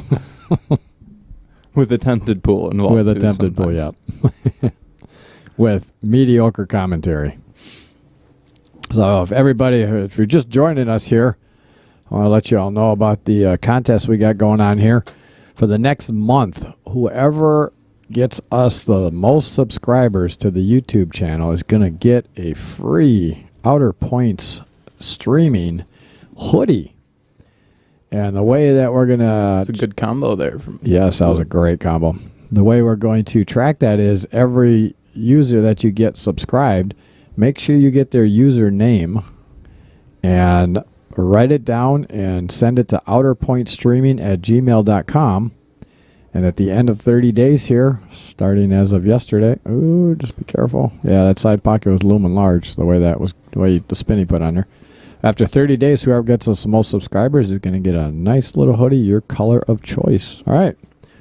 Great out by Hua. Why don't you get that one? We'll get that one. That's player 2. Hua takes his game 6. And that is his second lead of the match. Yeah, we were trading back and forth. Johnny C said, let's go Dan. Got some Dan supporters in the chat here. Johnny C, John Claudier, he actually works here.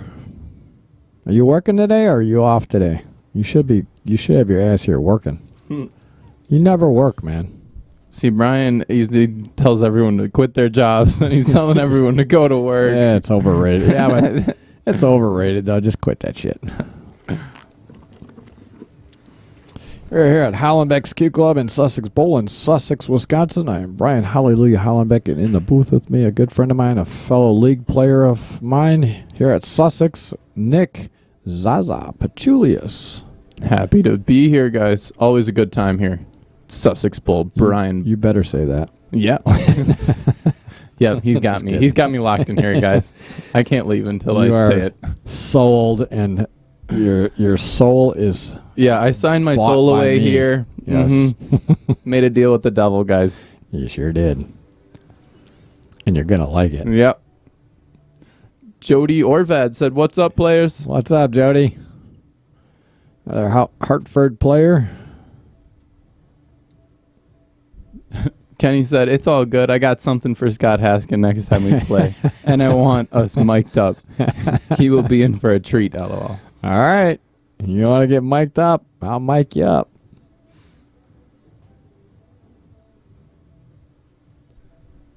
Now looks like, did Hua take stripes? Yeah, he took stripes. Okay. I almost like that. Man, I tell you. I 13? almost like the 13 ball. Mm-hmm. So I think that 13 ball does, yeah, it slides goes. past there. Yep.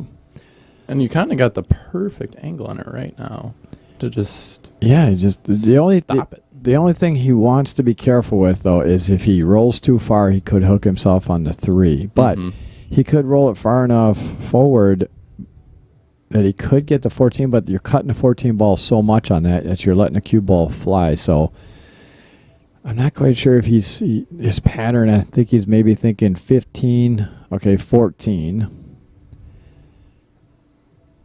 But you still got that 13 ball to contend with, believe it or not. I mean, it doesn't go up table.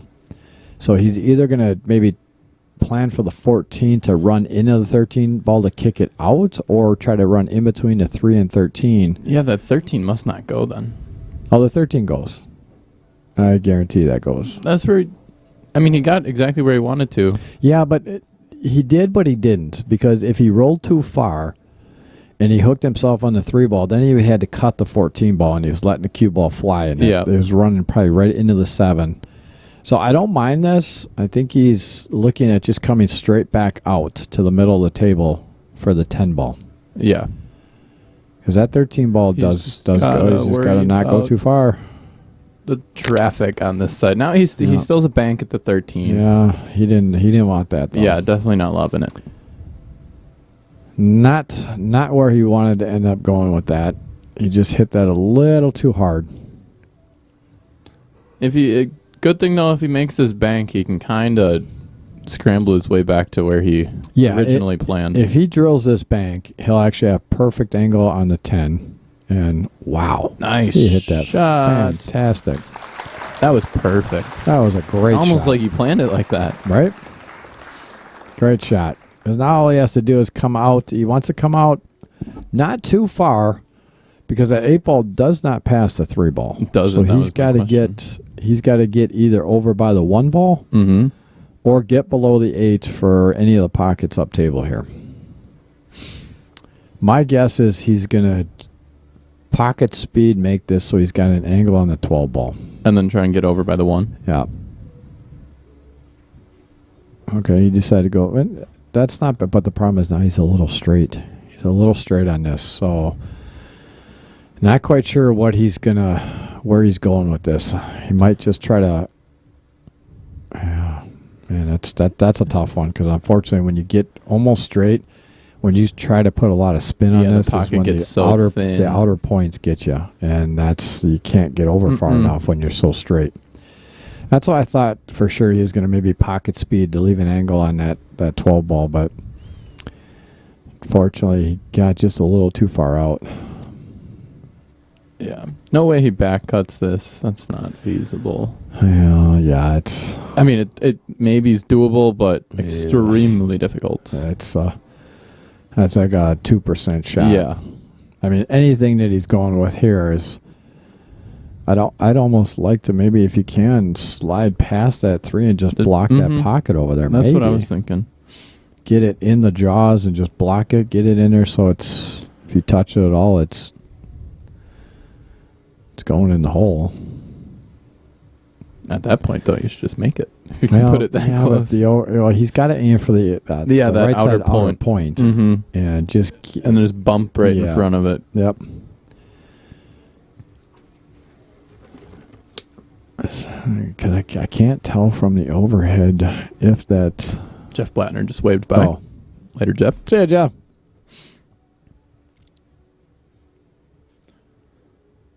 Did he call it? Yeah, I think he called it just on the off chance it does roll.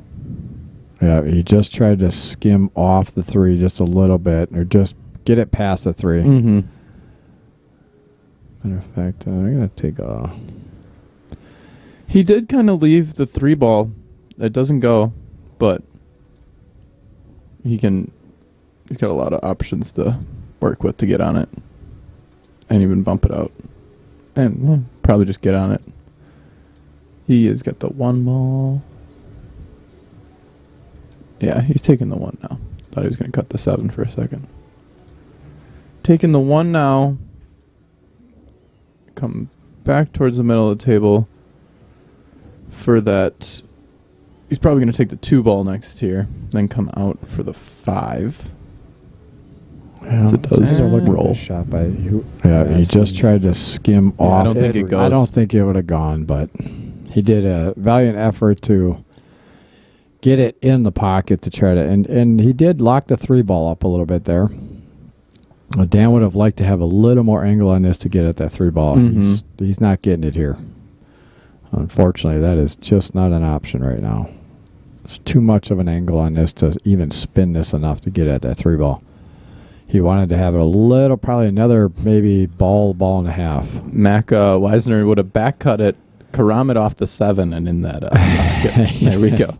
Yeah, Mac. We love the Hail Mary shots here. What's up, Mac? How you doing? Mac is up in the West Bend area player. Very nice. That's what you love about it here. There's so many players from just all over Wisconsin that are chiming in, coming down here, wanting to come out here and play. Love to see it. We got the stream. I'll tell you what, I'll set that shot up for you 10 times. I'll give you a 10-1 odds you don't make that. Same.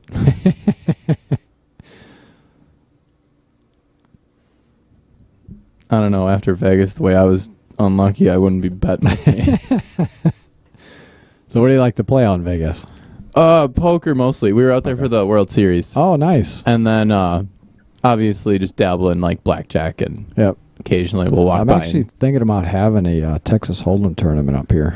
Do it. Oh my gosh, yeah. I have so many players that would play. Do you really? Yeah. Easily probably almost 10 guys. Easily Really? like 5 to 7 that are for sures. Yeah, I was thinking about doing a game night up here. We'll set some poker tables up. Oh, he missed it. And I think he left yes, it he just did. straight as an arrow. Yep. And For who would take his first 2-game lead of the match? Yes. It's a good shot angle at it here. You can see it's there all day, unfortunately. There it is. Off the pocket. Nick's on the buttons quick. Yep, we got it now. That's where I got my cheater buttons are nice. I'm just step out for a minute. You want anything to eat? I'm good now. I might good right now? get something when we're done. Afterwards? Yeah. We'll see. All right, I'm going to just talk to him. I might get a little snack. I'm starving. Yeah, I'll go be for right it. back. We will hold down the fort here with you guys. Hua up to break here. First 2-game lead. See if he can continue it on. Uh-oh, Nicholas Heisner. Yes, it may be hard to believe, Brian, but I'm even better at poker than pool. Crazy, I know. Oh, boy. All right, we're definitely advocating for this game night then. Nicholas Heisner said, believe it or not, Brian, but he's even better at poker than pool. What did he say? Heisner said he's better at poker than pool. So he's also down for the game night. Nick Heiser is better at poker than pool? I don't know if that's saying much with what he's been saying today. Well, he is. I mean, you know, you got to have that, obviously, the poker face, and he is full of a lot of shit. So, all right. It might make sense. Hua did not end up. Oh, Nice, great bank. shot. Great shot. Fortunately, it's the only thing he had, but he definitely played it well. Let's watch that shot again. But all right, might so make sense. Hua did not end up. Oh, Perfect. center Right off the pocket. nice Great bank. shot. Great shot. Center pocket by Hua to start this rack out, and that's about all he had to start out. So he hit that good.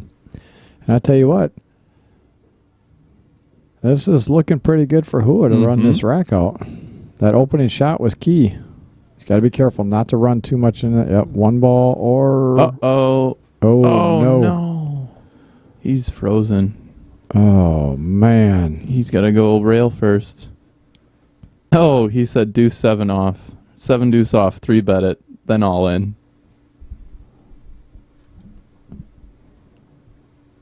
So you do that, snapping it off with kings.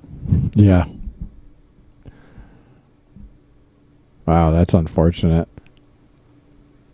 So he is going rail first.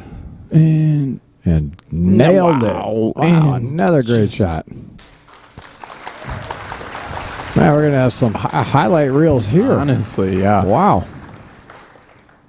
Not much you can do when your opponent's just out there drilling some crazy ones right now. Absolutely. And when they come into session like that, it kind of just takes the air out of the... So he is going rail first. And Nailed it. Wow, another great just shot. Pretty perfect for that 7-2. Kind of a little straighter than he wanted. No, actually, I mean, he does have a little angle, which is nice because he could just draw. Oh, no. He drew that so hard. He didn't need to hit that hard. Yeah. He really didn't. He had a slight angle on that. And I think if he would have just maybe one tip below center, it would have come over a little bit. But it's like those shots there, you're just like, okay, let me make the shot and take what I get. I think after a big shot like that, he's adrenaline pumping. Yeah. Get a little... I mean, two shot. I mean, yeah, exactly. two shots. Bank the first one to come in and off the rail. Mm-hmm. Man. I probably would have done the same thing. Oh, yeah. There's a good look at...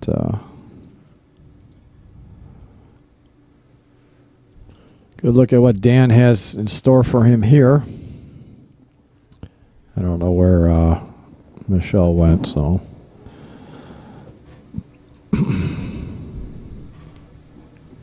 So looking at the overhead, I think that 10 ball does go past the 8. Yep. Mm-hmm. Yeah, it goes past the 8. So again, now you just got to connect the dots here. Yeah. You should definitely be shooting the 10 here. Right? No, Not necessarily. not necessarily. He could actually almost, if he plays this correctly, he could go 12, 13, 12, 13, 11, 9, 10, 8. Mm. Oh, I see. Yeah. Just roll it forward after the 9. Yeah, Not since the even 10 roll ball it. does go, and, you know, sometimes when they're real close like that, you want to maybe get that ball out of the way. But, you know, actually, I mean, to be totally honest, actually, he could leave the 9 ball as his out ball and take that 10 ball now just to get it out of there so he doesn't get the wrong angle on it. That's what I was thinking. You kind of have just Yeah, he does have the 9 ball there for his out ball. So, yeah, I have to agree with you. I think taking the 10 ball now, get to the center of the table, 13, 11, 9, 8. Because then you're not chancing anything with that 10 ball being so close to the 8. I definitely would not be taking the 13 ball right now, though. And I think he is kind of taking a look at getting that 10 ball out of there right now, which I'm not quite sure why he's shaking his head, because I think that's the shot. Just make the 10 ball. It's natural shape to come to the center of the table. And take the 13 ball, 11, 9, and you're out. And so, yeah, if you get in between the 11 and 13, you can kind of pick your poison and...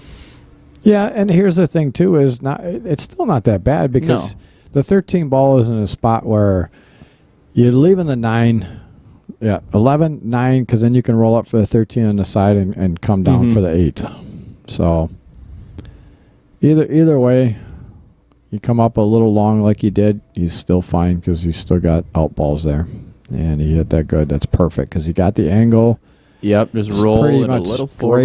Straight in. Just roll it just a little forward to get a little angle on the 13 so you can come right down for the 8 in the same pocket as you're shooting the 9.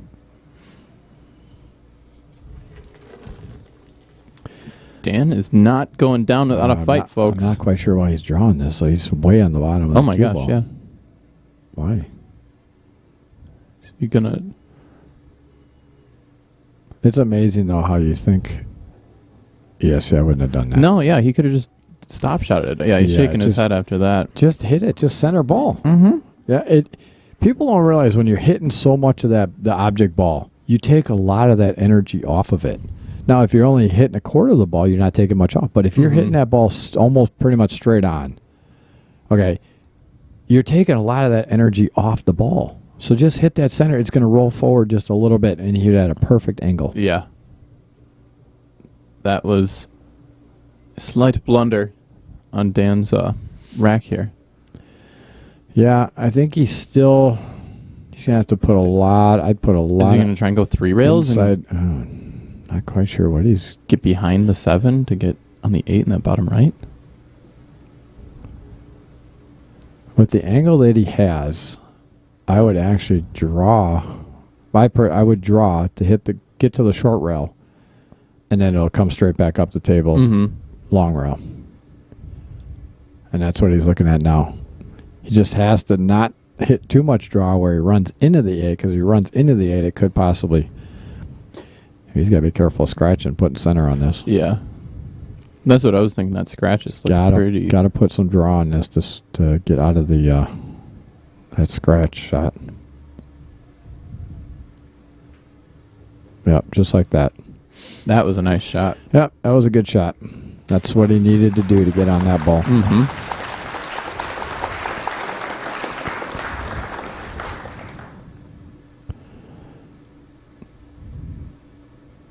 All right, Dan takes that rack down and shot. We're going to take a look at that shot again. This was the key shot in this rack because he doesn't just like that shot. That was a nice shot. Yep, that was a good shot. That's what he needed to do to get on 3-game lead, but now it's 1.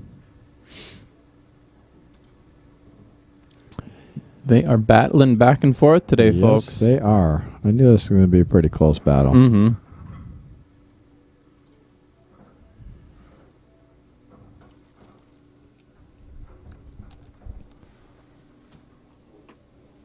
I gotta give who's player profile a read here next time he's up.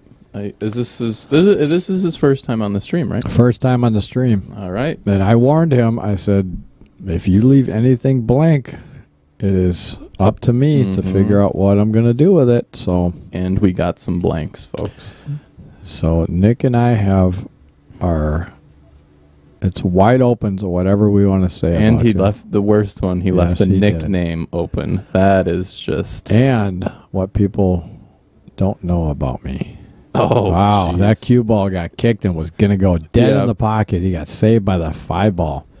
And I tell you what, look at this break. He hit this one solid, and I don't see anything in the way here for Dan to run this out. The only bad part about this opening shot is he's on the rail. Stripes are looking really good, even though that 13 and 12 that's a straight it's a straight bang or a combo into the side pocket. But the opening shot here is horrible because he cannot get much spin on this ball. If he was off the rail and draw out of this for this 14 ball, draw out for the 15 on the side, it'd be a much easier table. So he's kind of looking like he wants to shoot the 15 now, but then I tell you what, that 14 ball will loom large if you do not get that ball out of there right now. That's what I was thinking too. Now the 15, here's the thing, is that 15 ball goes up.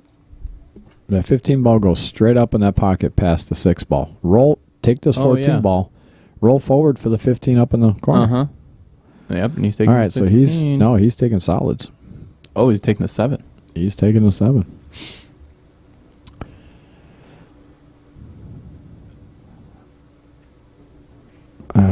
Not quite sure about solids. Now he did get away. Well, he got away with that. I think he can see the 2 ball. So he got away with it. I don't see his pattern from here though. He's gonna that 4 ball is in a tough spot. Because there's no balls over here really that he can get on that 4 ball. He's taking a bathroom break. Got to empty the bladder, folks. That's where someone did say. Someone was grilling someone. They said you should do that when your opponent's shooting, not when you're shooting. Thoughts on that? Yeah. Honestly, respect-wise, you always do it when you're shooting. Oh, really? Yeah. Okay. Yeah, you never want to. As far as let's bring up the booth cam here, as long as they're on a player, but. You never want to disrespect somebody and say, okay, you're shooting right now, but hey, can you hold on a second? I got to go to the bathroom. You always wait till, it's almost kind of the same in basketball. You can't call a timeout unless you have the ball. That's fair. That's a good, that's a good way to say it. So it's just a respect thing that you wait until you're actually shooting and say, okay, I have to go to the bathroom, because it's kind of sharking somebody if you're... that makes sense. Way. That's for sure. All right, so Dan he must have a really little bladder because he's back real quick. Everybody knows that when they're on this stream, they got to understand they're going to get a bunch of crap. Oh, yeah. That's where maybe he just needed a sec to think about the shot. Just had to walk away. Either that or he really had to pee. Jody said that's called piss sharking when you do that. Yeah, when you call a piss break while your opponent's shooting, it's a form of sharking. Duly noted. See, that's where we're still learning the pool etiquette here, guys. Oh, I tell you what, if Dan would have hit that one, he would have gotten on that 4 ball in nice shape. He hit that really good. That was a spot he needed to be, but he had to hit it just a little harder, and he knows that he came up short on that one. And now he's in a tough spot because that getting from that 1 ball to 4 ball is going to be horrible. That 3 ball is not in the best spot, so he's got to go to 6-3 right now. And here's the thing, actually, he could take this 6 ball, roll forward a little bit, actually roll forward at least a diamond and a half. What's he doing? I do not like back this. Cutting the 4. Oh, I do not like this. You have to hit this ball so hard. That cue ball is just flying around. Take the 6 ball, roll forward. If you get down to that first diamond right here by the 6 ball, after you make the 6 ball, get down to that first diamond here, you actually have great position to make that 3 ball come straight back down the table to get on the 4. Yeah. You know what I mean? That's what I thought he was going to do. It looks like that's what he kind of changed. Yeah, there we go. Do. All right. Let's turn these lights off again. It's much better with the lights off. Get your hand off my leg, Nick. Oh, my God. I was like, I actually looked down and I was like, wait, my hands are on my legs. All right, right there. That's perfect. Perfect. Center ball, you're going to come straight back down the table. It's the only issue with this is it's a speed control shot. I don't like going that way. I don't like you getting on the 1. I would not play for the 1 here. There's too much traffic in the way. He has a perfect position here to get straight back down table for this 4. Okay. Now he's gonna roll forward. Yeah, the problem is he's a little too straight. Yeah. He's a little too straight right now. He had perfect angle to get on that 4-ball. Because here's the thing. If you end up a little short with the 4-ball, you still can cut it in, come 2 rails, back up for the 1-ball. Mm-hmm. That's where, there's enough space in between. If you end up a little long, you don't want to go too long, obviously. But even if you end up on the first diamond, you could still have a chance of trying to cut that in and running into the 15 ball and still have a shot on the 1. But now you're so straight on this. He's going to have to put so much English on this. I think he's trying to draw it back. I don't know why he's trying to. He's going to draw right into the 13 ball. If he hits it just to the left of the 1, he's drawing right into the 13 ball. He's going to be hooked. I think he's going to try and avoid it and come off the short rail that he's standing on. Oh. See, that's unfortunately the problem. And like you said, when you're hitting that much of the object ball, it takes off so much momentum. Yes. But the other thing is that, what is going on with this?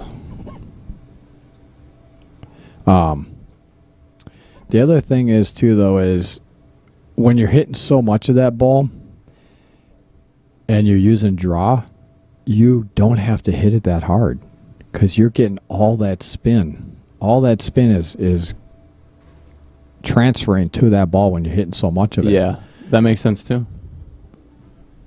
That's where, you could see in that shot, like, his object ball came flying, kicking around the whole table. All right. Well, who is going to 13, 9, 15, 8? Yep. He ended up absolutely perfect on that shot. He didn't want to rub the 15, but even though he did, he's just fine. Yeah. So just roll forward on this a little bit like that. Stop it right there. Stop it right there. He may roll forward just a little bit, but I just stop it, and then you got the angle. See, I don't like. He's fine with it, but if you look at where you want to be, if he would have just rolled forward on that, just so now you're on the rail. Now you're on the rail. Mm. If he would have stopped it right there, he would have had natural shape just to make that ball. It would have come right down towards the 8 ball, not on the rail. But it'll work out just fine. I was about to say I don't see him missing that one. So, all right, Hua takes a 2-game lead, 8-6 in this race to 11 for 2,000 Monopoly dollars in the middle. Game number 15. Yes, sir, on the way.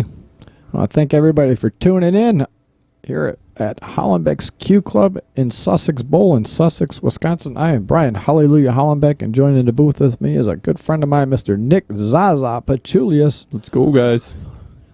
Again, if you're just joining us, I have a contest going on to see who can get the most subscribers for us. And again, I want to explain that I'm doing that only in the sense of the more subscribers that we get, we can actually start to monetize the stream. I'm not looking to retire off of this, but if we can monetize the stream and start to earn a little bit of money with this, I tell you what, I have to say I want to thank all the players that have played on the stream so far, because I haven't signed an agreement, and if they want to tip the commentators, they can. And everybody except so far only one person has not tipped both the commentators. Mm-hmm. And I tell you, I want to say thank you to everybody that has tipped the commentators. For one, I appreciate the person that joins me in the booth taking time out of their day, and it's a nice thing for them. I pay for their meal that they get, and any tips that I get, they don't go into my pocket. They go in an envelope. I pay for the meals for the stream guest commentators here, as well as any money that I take in from here is going to go straight back into the stream to make it better. Like I just actually used some of the money to buy some TV balls. Also trying to earn or raise some money.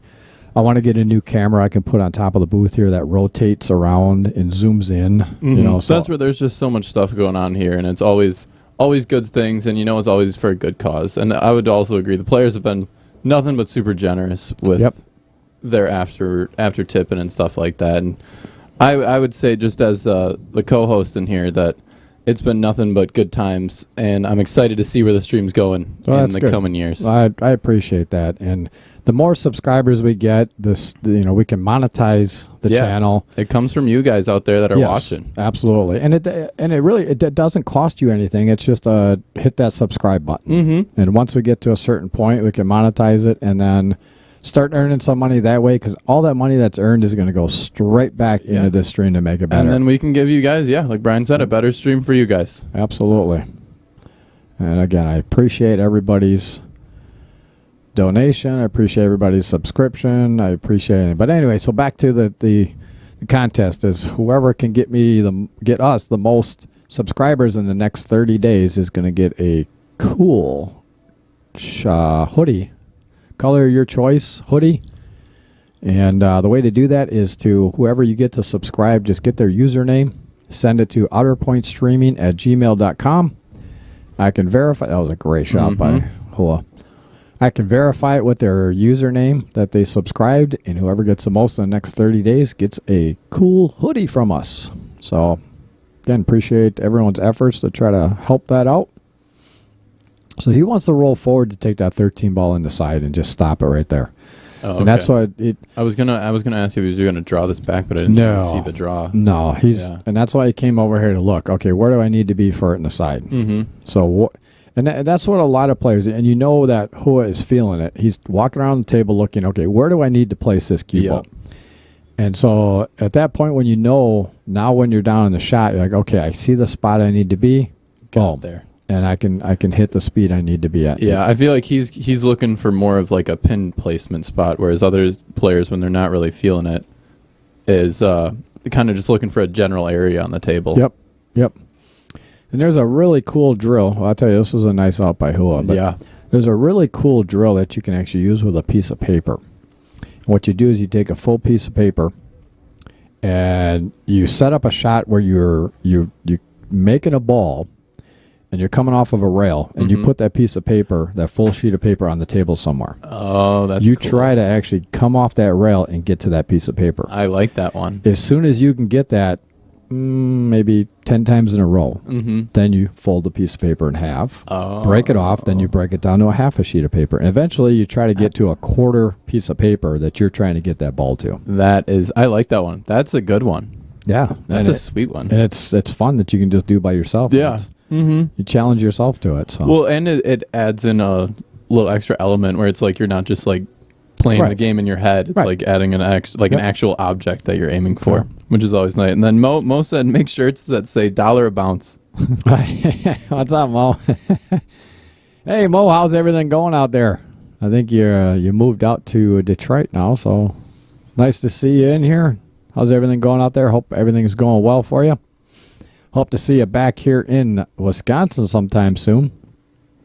All right, we're taking a player break here real quick. As a matter of fact, while we're taking a player break, I'm just going to step out now that Michelle's back and see about ordering an appetizer. Just get something in my belly because I'm pretty dang hungry. So Mo said he'll get the shirt and the hoodie pre-ordered already. Ah, nice. You're the man. I appreciate it, man. As soon as I am going to put an order sheet together. Okay, but I got to talk to, I'm actually going to call them no, I got my outing tomorrow on Tuesday. I want to get a sample of all the colors that they have, and I want to make sure that we got the artwork for the silk screening instead of the sublimation on the shirts and the hoodies. The jerseys I'm keeping as sublimation because they look awesome. But I want to change the process to a silk screen instead of sublimation for the shirt or the hoodies and the shirts, because there's only certain colors that I can get with the hoodies and the t-shirts if we keep it sublimation, because the blue in the outer points dyes into the color of the actual shirt or hoodie, and it kind of throws the color off. So I'm trying to get that changed and make sure they got the artwork for that, and then I will be putting out a order sheet on the Outer Points streaming Facebook page. So there we go. That's awesome. Keep an eye out for that, and I appreciate any support that you guys give us. Just again, trying to make this stream bigger and better for you guys, and bring some new and exciting things. One of the things I'm actually talking to VMix about is I'm trying to get a telestrator. Telestrator. where you can draw on the screen. Oh, that would be sweet. Yeah. Yes. So I That reached, would be also dangerous. Yes. For us in the booth here. I reached out to them and asked them if they have any companies that they've kind of worked with on Telestrators to see if it works well with their software. So I'm just waiting a response back from them on that. And then hopefully, to raise some more money, I can get a Telestrator. And again, there's a lot of things that I have envisioned for the stream that I hope we can make come true. Because if we can, it's going to be pretty awesome. So, Heck yeah. Nicholas Eisner said, I tried the paper drill with the poster board. He still didn't land on it.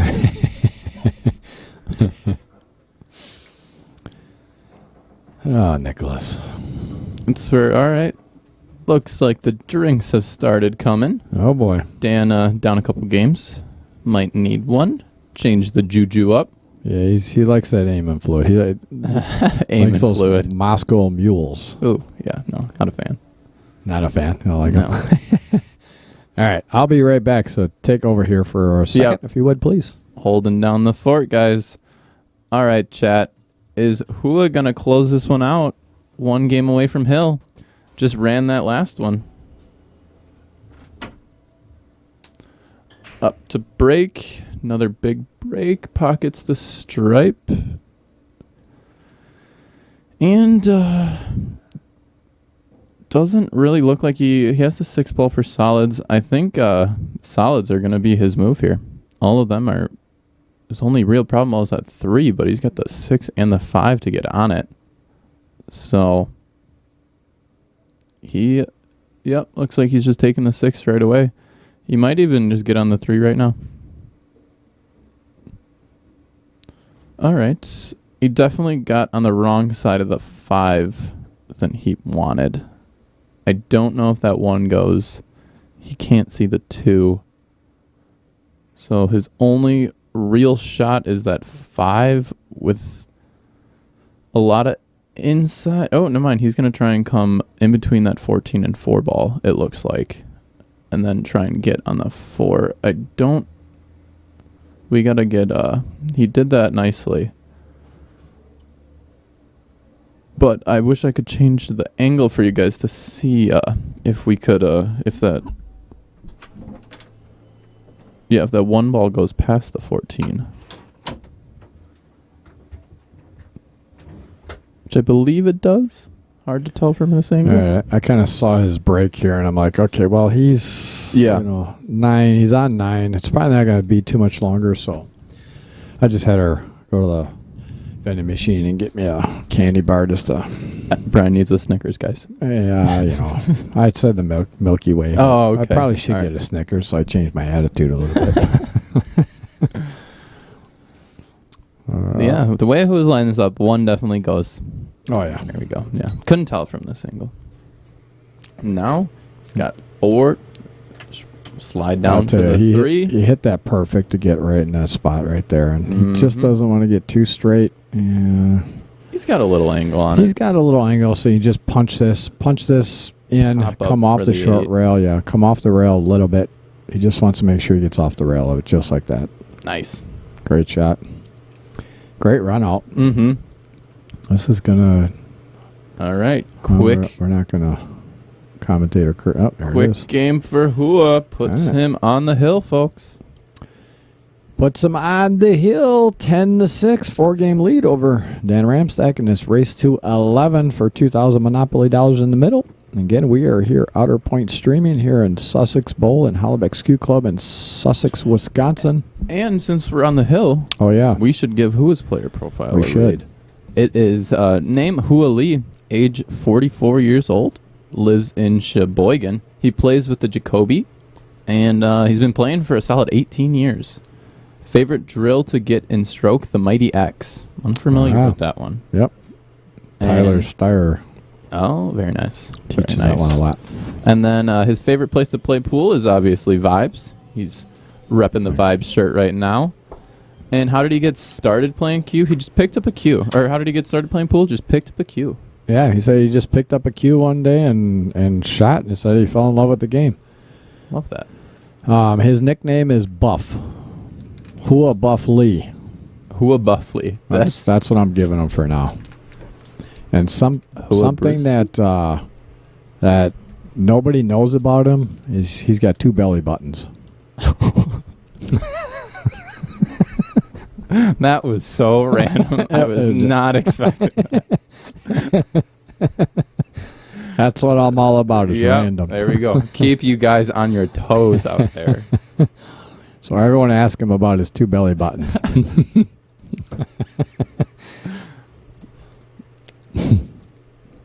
I said that about somebody because they didn't fill it out. I said they had 3 testicles. So they sent me a message saying, I was wondering why everybody asked me about my 3rd testicle. And then I went back and watched the stream. You asshole. Ronnie said short race for $1,000. If they play 10 matches, Dan only wins 1. Man, that was a fantastic shot by Hua. He got off position there a little bit, but he hit that so smooth. I would take 11, 13 in the side, just like that. 12 Nice. ball, Yep. 9, 8 in the side. I don't see Hua not getting out here. No, yeah, the way he's stroking right now, this looks like a pretty routine out for Hua. Yeah, he's stroking it really well right now. So, and if this is it, again, I want to thank everybody for tuning in. I'm not saying it is it, but so he's got to get right in between this window, right The here 2 and between the the 3. 2 and the 3. Mm-hmm. And it's a pretty big window, but at the same time, when you're on your last game trying to win the hill game, it's a very small window. Yep. Pressure is on. So, and he knows it, so he's actually even looking at going outside that 3 ball and coming back over to the other rail. That's what I was wondering. That's what I probably would do too, just because then you can't really Or overhit just it. draw straight into the 3 And- or miss the 3. I tell you, that was a great That shot. was pretty perfect, yeah. All right, folks.